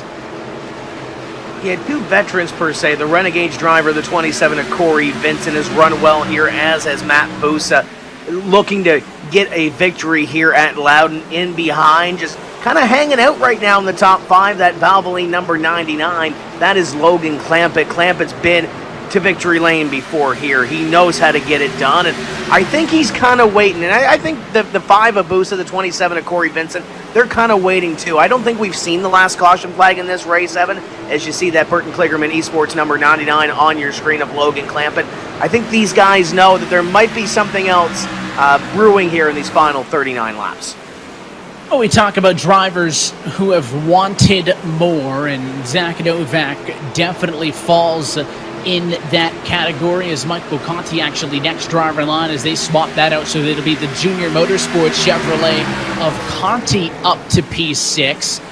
That would put then Novak behind him, the driver for Richmond Raceway Esports. But I mean, Novak, 2 top 5s on the year, that's more than half of the field that's ahead of him in the points, Tim. It's been the nights where Novak hasn't been a top 5 car that he's needed more, and he's 2 steps away from notching another one as he looks to the inside of Conti. And in behind, the JTG Doherty number 37 of Christian Chalner. He's had speed all season long. Evan just really hasn't had the finishes, and we have a caution on the speedway. It is Bob Bryant around. We had just mentioned that he was the relegation bubble coming into this evening, and he has spun around in turns 1 and 2, courtesy of contact, I believe, with Santiago Tires, because as soon as those yellow flags were displayed, I heard Santi jump on the radio and apologize for the contact, so I think that was not a self-spin, but all of a sudden, we're under a yellow inside of 40 laps to go. All the lead cars have fresh rubber. They're probably coming in this time, Tim. Let's take a second look at the incident. Yeah, take a look at that for Santiago Tires, taking a look to the inside, and right there, the 42 goes sideways, and Chris Shearburn did a really good job, and as it almost looked like the air kind of came off the spoiler of the 4 and the 42 to bring that in, and la-di-da-di, everybody coming down onto pit road here. This should be, I would think, the final pit stop, Evan. Obviously dictated by cautions and what have you, but I think for track position, as we've seen it being so key, this is the money stop. And for some of the drivers who took an early pit and then pitted the last time through with everybody else, they are probably putting on their 3rd and final set of tires. For your lead cars, the likes of Mullis and whatnot, I think this is their 2nd set that they're putting on. It is going to be fuel as well to go the distance. Rights, then lefts, a race off. Mullis easily maintains. Looks like Busa, Ottinger, Clampett, Vincent, maybe 1, 2, 3, 4, 5, as I didn't see any major mistakes from those top runners. They're all sub 15 seconds in the stall. So now you have an opportunity to take a breath. You know what you have on your race car. You know what you have for your final pit stop per se, as you see the pit stop times on the scoring pylon. Now you set yourself up for the run. Do we have a couple of cautions at the end of this? Do we have a green flag run that takes us to the checkered flag? This is kind of where you're talking to your crew chief, trying to figure out what kind of rhythm you want to get in. Do you want to be really quick here at the start, use up the good in those tires, or do you want to conserve, thinking, hey, we're going to go 30 plus to the finish? Well, with the runs that we have seen, you would think that it's certainly possible to run this one out, but there's always kind of that scale of give and take, and I feel like now that we're very much within the home stretch, we've talked about some of the crazy finishes we've seen in the past here at New Hampshire, that certainly this thing could get exciting to the end. Yeah, especially here at Loudon as we look around. There's Ray Alfala and Keegan Leahy. For the night that Keegan Leahy has had, he's still got a smile on his face. For Ray Alfala, still got that focus, even under caution, currently in the top 10. I think that's the Canadian in him, Tim. Keegan Leahy just trying to make the best out of the situation as he's way at the back. There's two more looks, Casey Kerwin and Ryan Luza. Luza in a race-high position, P12. He may have an opportunity to crack the top 10 before this race is all said and done. And this is kind of the time where these drivers go through the debriefs with their teams. Tim, you mentioned some of the spotters and crew chiefs that these drivers are working with. That is a huge part of being successful in this series, is all that stuff that happens behind the scenes. And there's Michael Conti on your screen. Little smile from him, currently in position number 8. Little laugh as he talks to his crew and tries to manage and maintain this final run to the finish. And I think if there's anybody in the deep half of this top 10 that's going to make some waves here, it's Conti. It's the guy in front of him, Zach Novak, and the guy two behind him that we already saw in Ray Alfala. There's some drivers on the back half of this top 10. There's another one just outside in Ryan Luza, running in position number 12 right now, that I think are going to be some sort of factors at the end of this. Might not necessarily, Evan, be for the win, but for some of these drivers who had a dismal qualifying effort like Ryan Luza to come back home with a top 5 finish, considering how their night is gone, I think they'd have to consider it a win. Yeah, it's all about kind of perspectives, and you mentioned every point is what matters. At this point, I think you kind of have to settle in. There's a look at Ryan Luza getting a drink of water. I think you'll save the Coca-Cola for the end of the race. As all these drivers stretch out, loosen up the legs, get set to do it, because this could be our final race start. We're going to be coming, Tim, to 32 to go. You've got to get what you can get on this one, knowing that it could very well be the final one. Everybody's so bunched up together. Track position is going to be key. This could be wild, but it could also lead to another caution flag. Strap in. This one's going to be good.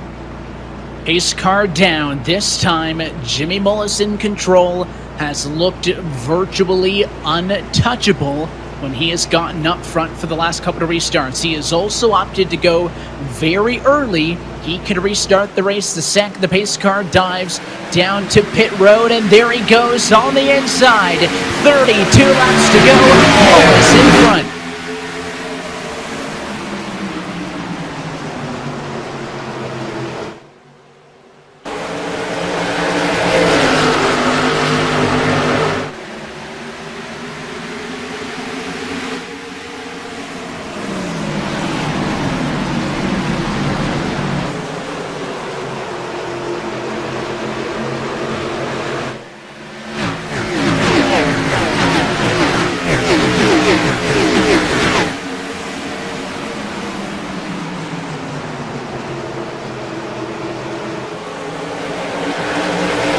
Side by side between Bolin and Vincent. It'll be for 5th on back. Do we go 3 wide? Here comes Novak to the inside. Not the first time, Tim. He's gone way low to go 3 wide. They are tight though at a 4. Zach Novak has been doing work this evening, Evan. Goes to the inside. Didn't really pick up one there. He might pick up one on the 27 as he works to the inside of Corey Vincent. Ray Alfala up the back bumper of the 27 of Vincent down the back. Oh, Ryan Luza there as well. Ray Alfala, where's he going? 3 wide to the inside, down into turn 3. He thought about it. That was a big flash of the nose, but he's going to tuck in line before we get to the center. So they'll stay side by side. Novak and Vincent behind him. That is Luza and Challoner, and we've got sets of 2 all the way through the field. As the inside leaning on each other, the 37 and Challoner gets moved.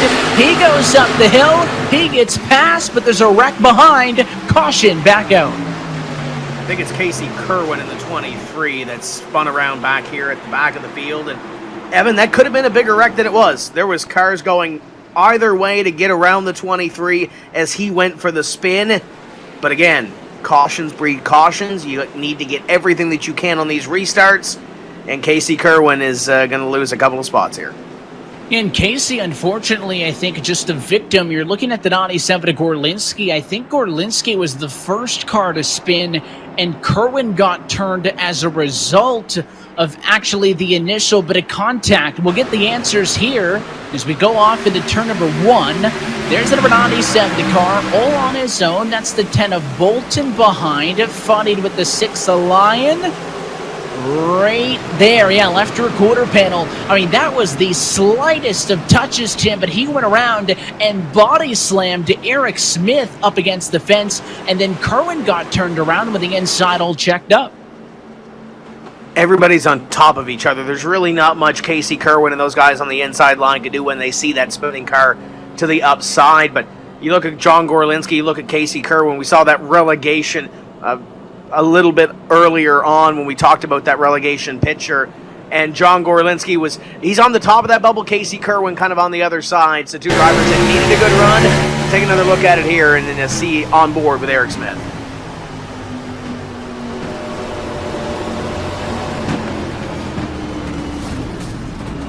Yeah, I mean, just nowhere for him to go, and that outside was the correct place to go at first when the car was spinning in the middle, but unfortunately it went up the hill, and that gap just closed so quickly on him, and a tough break for Eric Smith, who was somebody else who is in need for a good points night, had a good finish at Indianapolis. He's one of those drivers below the relegation cut. He had crawled his way to 27th in the points. Tonight going to be another setback, and as we get later in the season, you can only afford so many of those.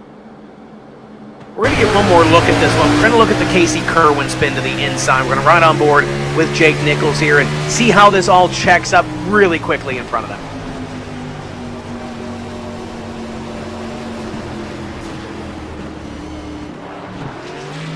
I mean, you can see he barely had a split second between when they actually saw that there was a car spinning to make a decision.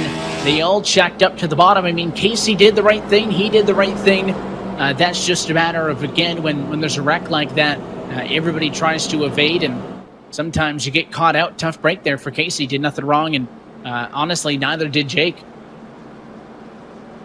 But again, with everybody running on top of each other here and something like that happening, there's not really much you can do, and especially with track position being so key, trying to pick your way through these things, easier said than done. As we look back at the field, getting ready to go green, we'll have less than 25 to go when we let them loose. And Jimmy Mullis going to try to walk away a winner. He's 25 laps away from doing so. And as we said a couple of times tonight, you at home can be a winner tonight as well. By entering tonight's ASUS giveaway, go to their Twitter account. It's at the bottom of the screen at ASUS_ROGNA. Look for their tweet from today talking about the New Hampshire giveaway. And you can win a 1-year iRacing membership and an ASUS RT AX82U Wi-Fi 6 gaming router. If you're trying to get involved in sim racing, that's kind of a dynamic duo there, is to get you onto the internet and get you onto sim racing. So again, all of that at their Twitter handle at ASUS_ROGNA to enter. Tim, we checked in with this earlier this evening. Let's revisit those iRacing Tim facts and see how they faced up to the race. We talked about leading the most laps and maybe not winning the race. Jimmy Mullis has done a great job of pacing this field up in front. We'll see if he ends up leading the most laps when the chips are down and becomes the second different driver to lead the most laps and go to victory lane, Michael Conti being the other one. And Conti has been running near the front of the field. Evan kind of anticipated him to maybe run a little bit better, but we'll see what happens here. Currently in position number 6, still in an opportunity to win this thing. Teamwork, those Richmond Raceway Esports teammates, Jimmy Mullis leading. Zach Novak has been making some moves to try to get up there and join him. I don't think we've heard the last of Zach Novak here this evening. Count on cautions, let's not talk about that. And Brian Schoenberg, Brian's had a good run. He's had a couple of bumps in the road per se. Back in 36th right now, still got some time to make up a couple of spots, and Ray Alfala's been hanging around the top 10 for most of the evening. Another driver with a bunch of top 5 finishes here, currently running in 8th. Needs a couple more spots to get him into the top 5. Saw the sun coming in and out of the clouds under the caution flag. That has brought down the temperature, so the racetrack going to be a little bit cooler as we get set for what could be the final restart, coming to 23 laps to go. Jimmy Mullis going to try to put this one away from New Hampshire. Let's go. iRacing full throttle for the restart.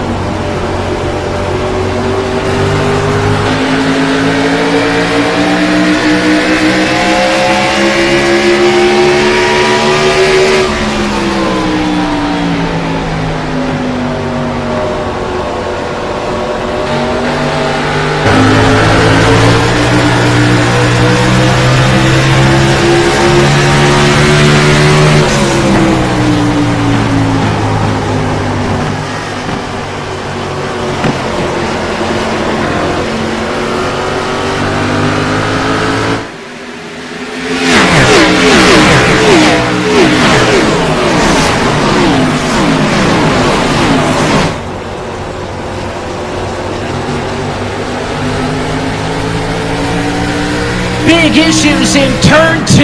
It is Zach Novak in the 90, running inside of the top 10.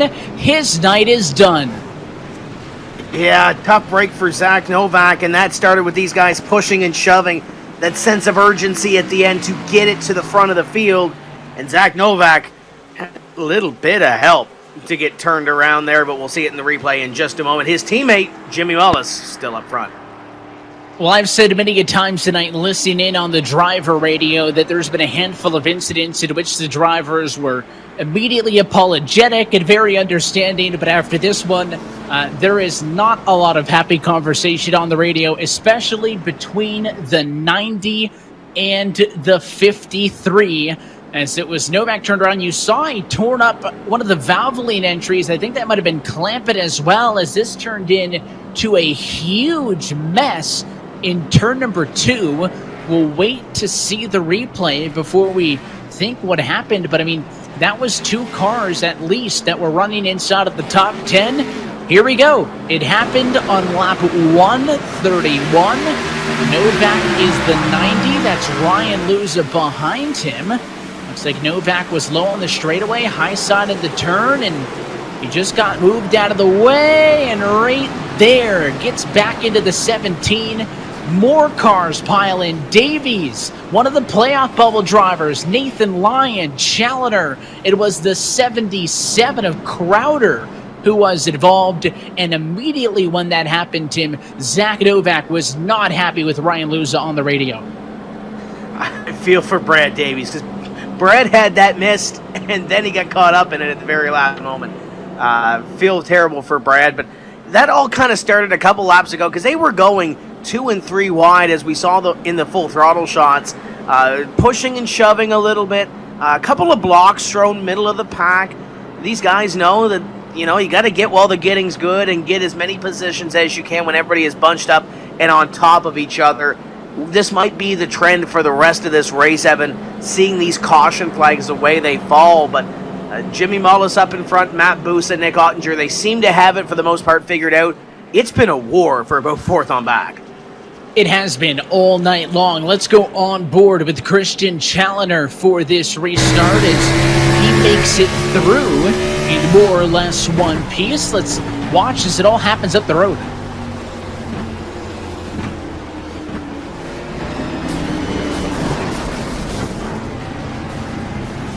I mean, front end damage, Tim, he doesn't get out clean, but at least his car's still rolling. That's better said than some. Yeah, you saw Brad Davies right ahead of him, just barely missed Zach Novak, but I had Nathan Lyon come up the racetrack and just get him last minute and just get swept up in it. And Christian Challoner, I think, was just trying to follow Brad through that. And at the end of the day, the hole closed up instead of the seats parting, and they ended up as a part of the collateral damage for this incident. So we're back under the yellow flag. We're under 20 laps to go. Jimmy Mullis continues to lead up front, clicking off those laps in that Coca-Cola Energy number 46. His teammate, as we just saw there, Zach Novak's got some damage, so now he's going to have to try to get back as we are going to take another look at it with Blake Reynolds. Yeah, Coca-Cola onboard driver. Let's see what happened to Blake. You can see he's got that wheel turned to the left, so he's already dealing with damage before all this happens. It happens about 6-7 rows up from him. Looks to the inside, hard on the brakes, and barely snakes his way through. The driver out of Houston, Texas survives, and he will find himself running in the 18th position. You can see Justin Bolton there with him, 17th under the pace laps. So, Tim, that last restart, Matt Busa was a lot more competitive on the back bumper to Jimmy Mullis. Stuck with them for about 2-3 laps before we saw the 46 pull away. Are we under the opinion that these yellows are hurting Jimmy by making him have to go through more restarts, constantly grouping the field up? Because sometimes there's drivers who feel like the cautions actually benefit them if they don't feel like they're good on the long run, but I think Mullis definitely falling into that first category. If we have these short bursts, Evan, of 1 or 2 laps, Jimmy Mullis controls these restarts. I think he controls his own destiny well enough to be able to manage up in front. If you're Matt Busa, Nick Ottinger, the other thing is, too, is these drivers have a lot of respect for each other. Guys like Jimmy Mullis, Matt Busa, Nick Ottinger, Logan Clampitt, they've been a part of the series for so many years.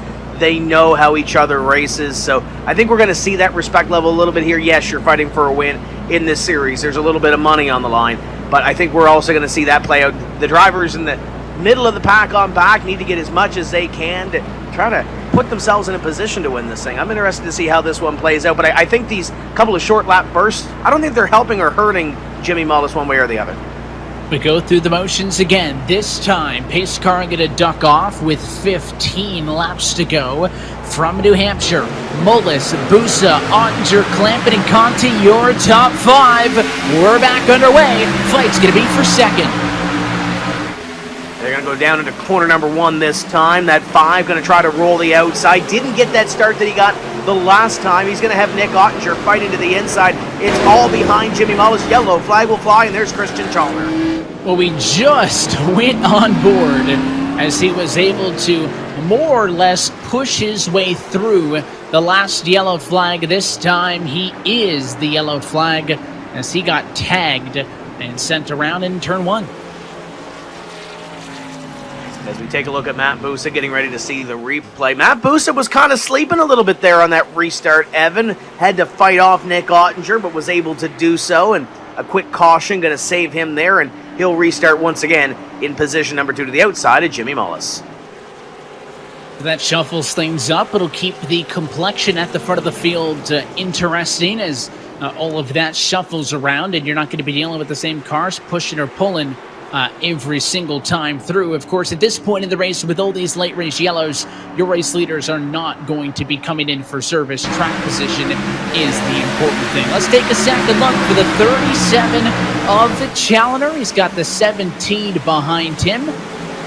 And it looks like the 37 pushed up Tim a little bit. I don't want to say that he came up and came back down. I think it was more so that those cars just really weren't in line with each other. A small bump courtesy of Keister, and he was around. I was kind of keeping a half eye on the 3 back there. Blake Reynolds kind of half sideways on the inside.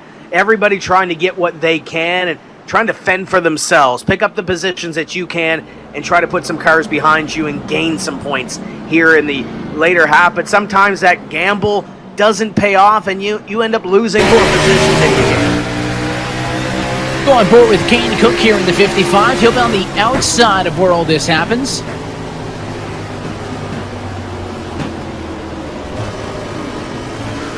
Oh, he's lucky that outside was open, Tim. Not often can you be on the outside with the car sideways in front of you and find a hole. Yeah, fancy little footwork there to try to get by that spinning race car, and he'll still have a car to fight here in the remaining laps. Kane Cook currently scored in position number 17, so he still has a little bit of an opportunity to get up and make some position, maybe get yourself a top 15 finish. Haven't really heard a whole lot from Kane Cook this evening, haven't really said his name a whole lot, but he started back in 36. He's up into the front half of this field. So hats off to the double nickel. It's all about, just trying to survive whatever given situation you're in. And, Kane Cook's got a bit of a torn-up race car, but still in it. That's all that matters. Survival of the fittest. What we didn't even notice, Tim, with the onboard is that not only did he go high side, but there were two cars up there with him. It was both he and the 36 squeezing by on the outside. So there were two cars who fit that gap up top. Shearburn was the other one. So it was even more exciting than the look gave. I'm sure when he went to the outside, like we did when we had the onboard, I'm not sure he even knew there was a car up there initially either. Yeah, it's kind of hard to manage some of that, especially when there's all kinds of things going on around you, especially middle of the pack, trying to figure out where one car is going to go. What's that car behind you going to do? Is he going to get on the binders quick enough? Is he going to make an evasive move? You're really on your own. That's where the spotters come in, but with everything happening so quickly here, Evan, sometimes those spotters can't react as quickly, and you're kind of on your own. But as we come down, we're getting closer to 10 laps to go here. Final laps from New Hampshire Motor Speedway. Coverage of tonight's race is brought to you by Coca-Cola, the official fan refreshment of eNASCAR. And by Asus, an official gaming hardware partner of the eNASCAR Coca-Cola iRacing series. So long green flag runs to the point where we were on the cusp of green flag pit stops early, Tim, and in true New Hampshire fashion, the caution count goes up. The guy that you chatted with earlier, race director Tyler Hudson, is going to be busy in the second half of this one as we were talking with him and what his duties are over the course of the race with him and his team in the tower, keeping an eye on things. And again, we knew this from the get-go. Through the Tim facts, just looking at the historical data from our 8 previous trips here to New Hampshire, that this is a race that tends to see a lot of yellows, and in this one, heavily weighted to the back half. And that's how some of these races go when it comes to strategy, when it comes to trying to figure out what you have. The track position we kind of figured was going to be key at the start of this one, and Tyler Hudson definitely going to be busy when this checkered flag falls. And what would be the Monday morning for the NASCAR Cup Series going to be the Wednesday morning for Tyler, trying to sort through some of this stuff with him and his team. But we're getting ready to go back to green flag racing. 10 laps to go. Evan, have we seen our last caution flag? I'm going to go out on a limb and say no, and see if this could work as some reverse psychology, maybe, and it ends up going to the end. But I think we've got a couple more yellows in us. Jimmy Mullis wants to close it out. It'll be 9 laps to go. This time back underway. And we'll see what happens here for position number 2. Nick Ottinger flashed the nose to the inside of Matt Busa. Busa did better on that restart than he did on the one before. Clamp it hanging on to the outside of the 25. Side by side down the back. They're about 3 wide for about 15.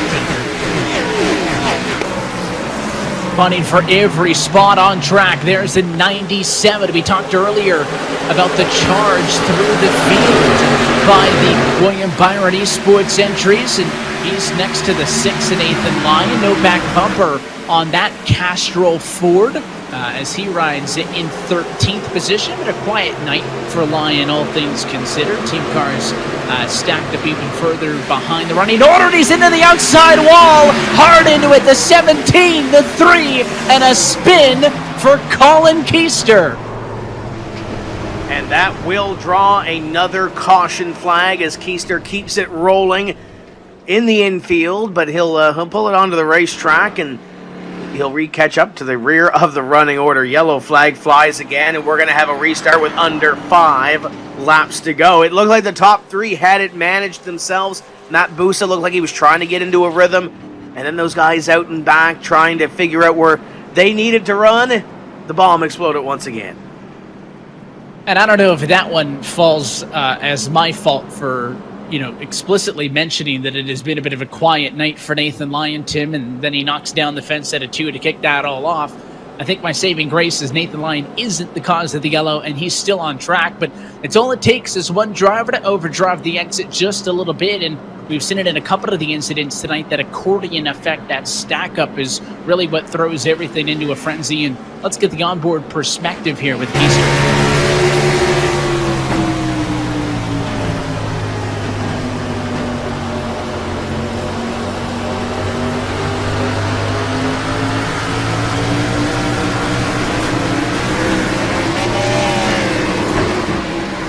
You could see the 6 pushing and pushing. I'm sure at that point, Tim, Nathan Lyde was out of the gas. And, I mean, even if you can see it happening in front of you, there's nothing really Colin Keister can do. There's a car behind him. There's a car on his inside. And you can see he checked up for the incident, got run over from behind.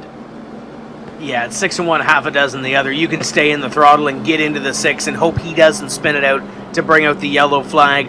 At the end of the day, you're kind of hoping the 6 car doesn't drift up into the wall to start that whole thing off. But you let her the throttle like we just saw there. Those guys behind might not be anticipating as well as Colin was, and the yellow flag comes back out.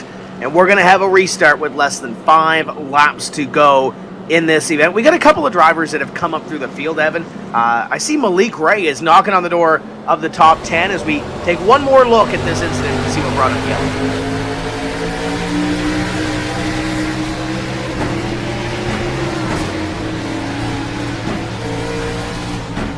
I think Chris Yerburn, lucky that he got it pushed him. It looked like he was about to go low to avoid that incident, and then actually got pushed from behind. That turned that car back up the hill to safety.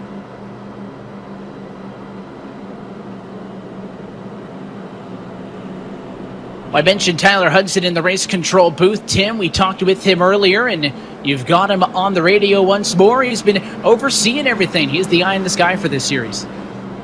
Well, Tyler, since we've spoken last, there's been a couple of yellow flags so far this evening. How busy is your Wednesday morning going to be? Yeah, I think you jinxed me, man. You're like, so what are you doing in this race? And I told you if we had a lot of cautions, I'd be really busy. So, yeah, it's actually been really busy. Obviously, as you can tell, with all these cautions and all these accidents. And, you know, we just review them and try to determine who's at fault. And it's usually a lot harder than it looks because there's a lot of multiple factors involved there. But hopefully they can get it figured out here for these final few laps, and we don't have to use any of the green-white checkers, and we can just end this thing. I was going to say, strategy has been unique in this one as well. We had the tire sets at the very start of this race, and now working in some cautions at the end. Peer into your crystal ball. Are we going to see a couple of these green-white checkers being played out here? I mean, it's a pretty good chance with the way things are going right now, but I sure hope not. You know, we don't like to see this. The drivers don't like to see this. So, but, you know, in between the wrecks, it's been really good racing. It's actually been really good for New Hampshire. I mean, a lot of passing, a lot of racing, the tire situation. So we'll see how it ends out. Well, you know a lot of these drivers in this field. You know how this plays out. Jimmy Mullis has been up front. He's got the track position. Does he hold on to this here, or do you see somebody else kind of sneaking away with this? Well, on those restarts, Matt Busa's been getting some runs, but it's just going to be hard to do. Jimmy's been up there all race, and I think he's definitely got the car to beat. So, you know, unless they get to rubbing fenders, which let's cross our fingers and hope they don't, you know, I think it'll be hard to beat Jimmy, but anything can happen, so we'll see. Well, we love watching the action and excitement. I know you don't necessarily like it on Wednesday morning, but we wish you all the best. Go have some fun with this one. Thanks, guys. Enjoy the final few laps. Hopefully it's a good one. There you go, Evan. Tyler Hudson, the director of competition, former champion in this series. And you can kind of hear that little bit at the end. He's excited for this, and I think he's maybe not looking forward to Wednesday morning. But this one's going to be fun here. We're going to come down with 2 laps to go. Yeah, oftentimes the thrills and the associated spills that everybody at home enjoys is not necessarily what the guys up at the tower enjoy. And Tyler Hudson going to have a lot to look over post-race in this one. But could this be it? Pace car to get in. This restart going to come with 2 laps to go. Green flag flies, and we're back underway. Mullis pulls 1, now 2 car lengths into 1. Battle going to be for second. It's Ottinger to the inside of Busa. Jimmy Mullis has been lights out, but they're 4 wide in the middle of the pack. Mullis hoping to get back to the... And it was Nichols who goes around. We do not get to the white flag, and this race will be extended for a green-white checkered finish. That was technically a green-white checkered, but it was not in overtime. We will now head to overtime, and Tim, that was 3 wide, 4 wide. But honestly, it all started with, I believe, Alex McCollum getting a little bit sideways, and Nichols tried to take evasive action, turned up into traffic, and there's just too many cars mid-pack there to really get out of your zone like that. Yeah, I was kind of shocked because I thought at one point they were going to have that saved. And then we saw those cars turned around. For Jimmy Mullis, he was just hoping to get back to the white flag. Nick Ottinger, it looks like he's got by that number 5 of Matt Busa. So now Ottinger going to have an opportunity to challenge Jimmy Mullis, but he's been so lights out on these restarts. But let's take a look at what happened here, Evan. 4 wide, and it typically doesn't work. It all starts, right off of the restart, when they start making those moves, you can see 3 wide on the left-hand side of your screen. That's where the 4 wide is going to come from. But there's 3 wide right there with that row. And right there's the contact with McCall that actually looks like current may have come down a little bit when Nichols went up the road. And you just have 2 cars basically going towards the same piece of real estate. That happens so quickly, you don't know that that car is making that move, Tim. It's not like the freeway where you check your blind spot, look 2-3 times before you move. You got to go when a car in front of you is getting loose, especially on a late race restart like that. And that's just everybody going for every little bit they could get. And Evan, you thought this was crazy tonight? Look at the other half of the schedule that's coming up. We talked about it earlier. We've got Daytona and Talladega before we head to the playoffs. We got the wild card, per se, in Watkins Glen. We've got Michigan coming up on our next round in 2 weeks' time. Darlington is in there. Las Vegas. Yeah, you thought this was crazy? You ain't seen nothing yet. It's going to be a ton of fun. We saw a 2-mile D-shaped oval earlier this year at Auto Club Speedway where Ashton Crowder went to victory lane. That could serve as a bit of a preview for what's to come when we head to Michigan in 2 weeks' time. That's Tuesday, July the 28th, right here on the iRacing Esports Network, streaming live at eNASCAR.com. We stay on Tuesday nights through Darlington on September the 15th. And then for the second half of the season, Las Vegas on, Tim, moving to Thursday nights on NBCSN. Yeah, it's pretty exciting for the series to get that spotlight. And these drivers, as we saw last year, got to have that as well. So starting in Las Vegas and moving forward on that one. But New Hampshire has provided some excellent and exciting racing. Jimmy Mullis is trying to add his name to that list of winners. I think, and I don't want to jinx him, I don't want to, throw it. We might have a couple of extra green-white checker finishes, but if he can continue to do what he's been doing, Evan, he's probably going to end up at the bottom there beside July 14th as a winner here in the series in 2020. We've been talking to playoff bubble. We've been talking about relegation bubble. And on both of those, you'll see that the top 10 is what we're kind of considering the battle for the playoffs. Well, Jimmy Mullis, your race leader, is not on that because he's 14th in the points, which if we also take a look at our relegation bubble in that fight to stay in the top 20, you'll notice that he would not be on that either. He's kind of in the middle, Tim. He's not a solidified playoff contender. He's not a driver whose primary objective is those drivers, and that is being worried about just staying in. He was 14th in the points. After tonight, I think if he can hold this, we bump him up to a solidified playoff contender. I mentioned it a little bit earlier, in fact, last week on the World of eNASCAR show that Jimmy Mullis had been one of the drivers that was impressing to me the most as of recently, and maybe he won't make me look too silly and is going to continue this good run into the second half of the year. And Jimmy Mullis trying to put that Richmond Raceway Esports team a little bit higher than 9th that they currently are on the team standings. Virtual Racing School at one point earlier in this evening, and they still do. Well, it's top 11. 2 drivers in the top 11 with Ray Alfala 6th and Bobby Zielinski sitting back in 11th. So they're trying to pad that lead over JRM. Michael Conti was running up in the top 5 earlier, still is in position number 5. Brad Davies is had an up and down night in the 88. So we mentioned Jimmy Mullis as we get ready to come to our first official attempt at a green-white checker finish in overtime.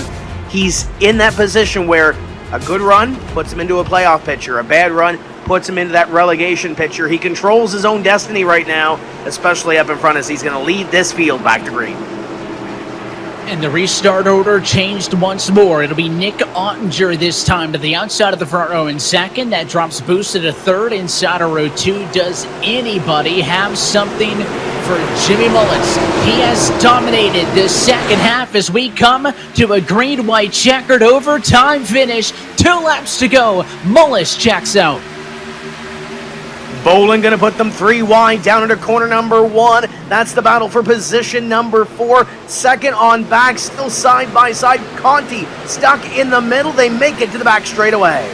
Got to get all the way to the white for this one to be official. 3 wide and a fight for 5th and 4th. But the battle for second sees Busa pushing up on the 25 of Ottinger. He'll clear to 4. Mullis to the white flag, presented by iRacing. The battle is for 4th on back, but up in front, Jimmy Mullis looks back, has a car length between himself and Matt Busa. Ottinger in 3rd. He's able to manage the gap. How far does Busa sail it in here on the final lap? 2 car lengths the difference. Mullis just needs to get safely through the quarter. Busa going to be too far back. And Jimmy Mullis, first win of 2020. The 46 gets it done at New Hampshire. The Richmond Raceway Esports driver finally gets it done after showing so much speed this season.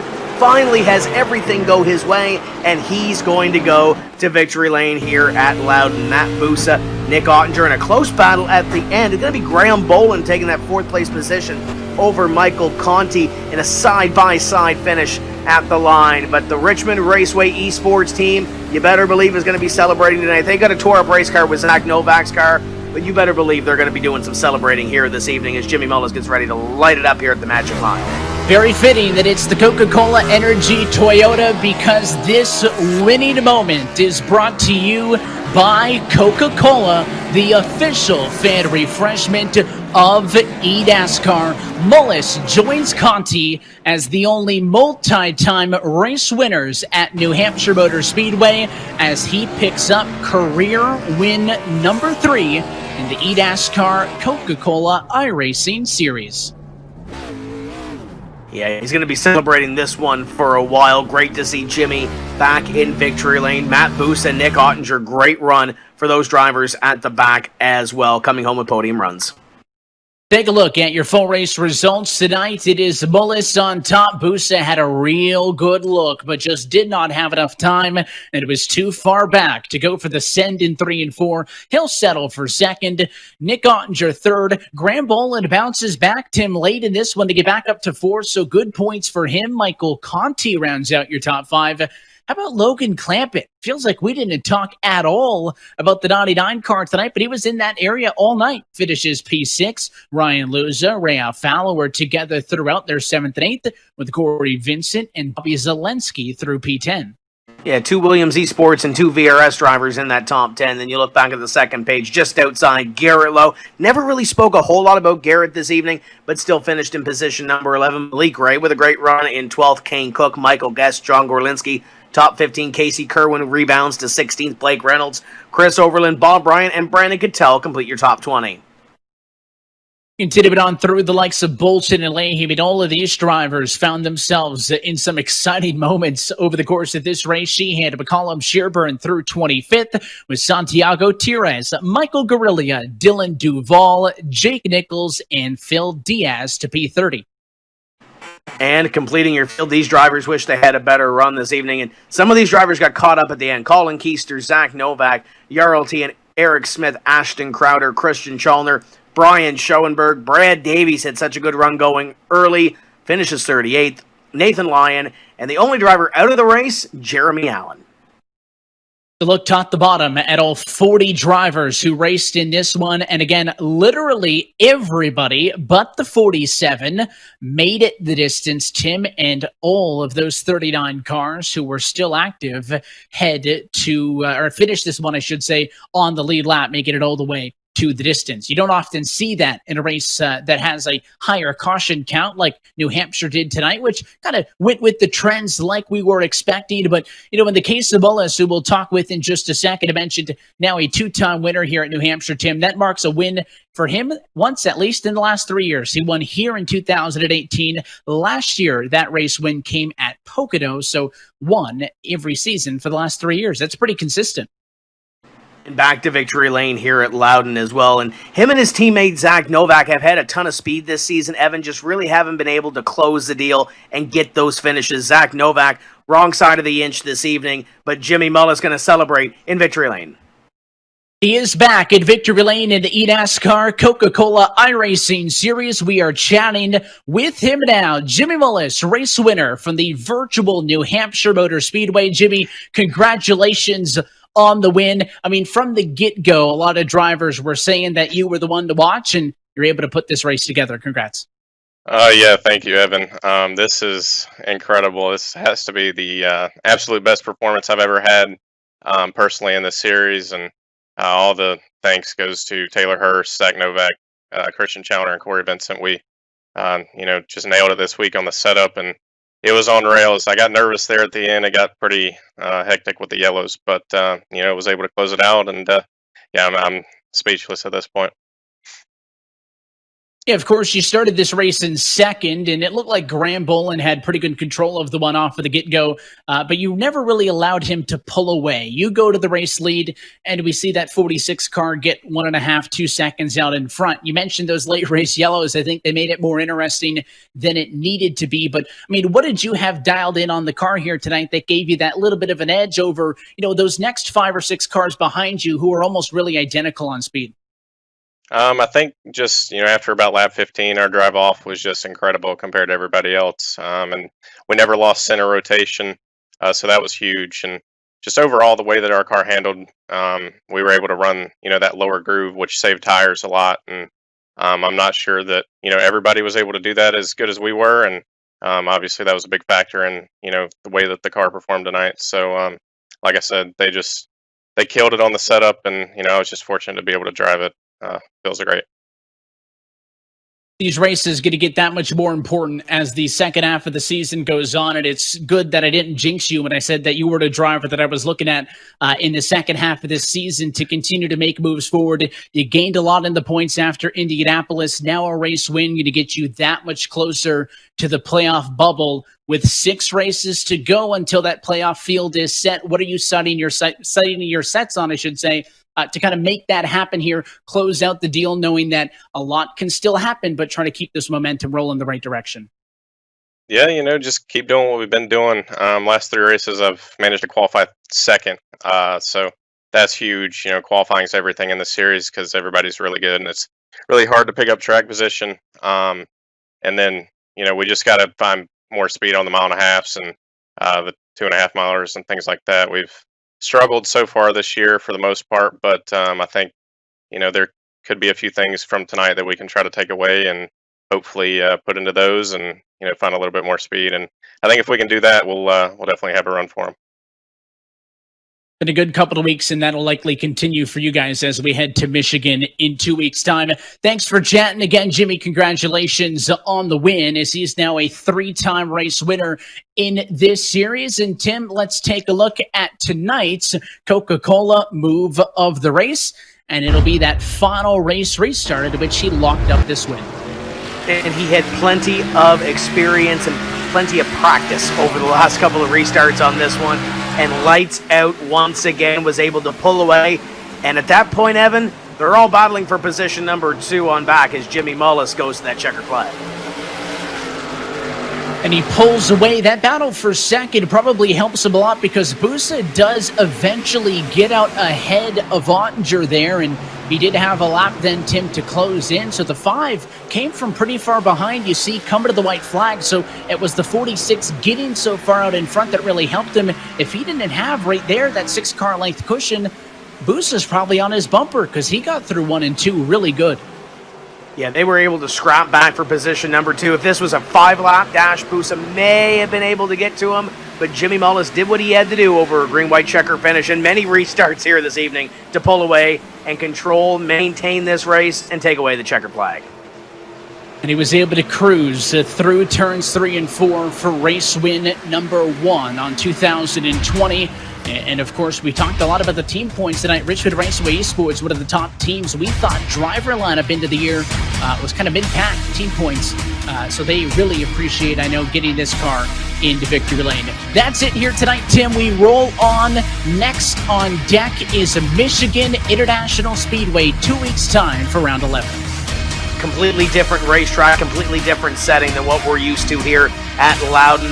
Lots of speed. Can't wait to see how that one turns out in 2 weeks' time and see if we can get another different winner in 2020. It for us here tonight is round number 10 falls into our rearview mirror. On behalf of our entire team at iRacing NASCAR and for your broadcast crew this evening, Tim Burns, Justin Prince, Jake Kennedy, James Pike, Drew Adamson, Cisco Scarabuzza behind the scenes. For Tim Terry and myself, Evan Pasoko. I want to thank you for tuning in and congratulate Jimmy Mullis, race win 1 of 2020. We're back in 2 weeks' time on Tuesday, July the 28th from Michigan. That race and every race from the 2020 eNASCAR Coca-Cola iRacing Series going to be found right here on the iRacing Esports Network and streaming live at eNASCAR.com. Until next time, good night from New Hampshire.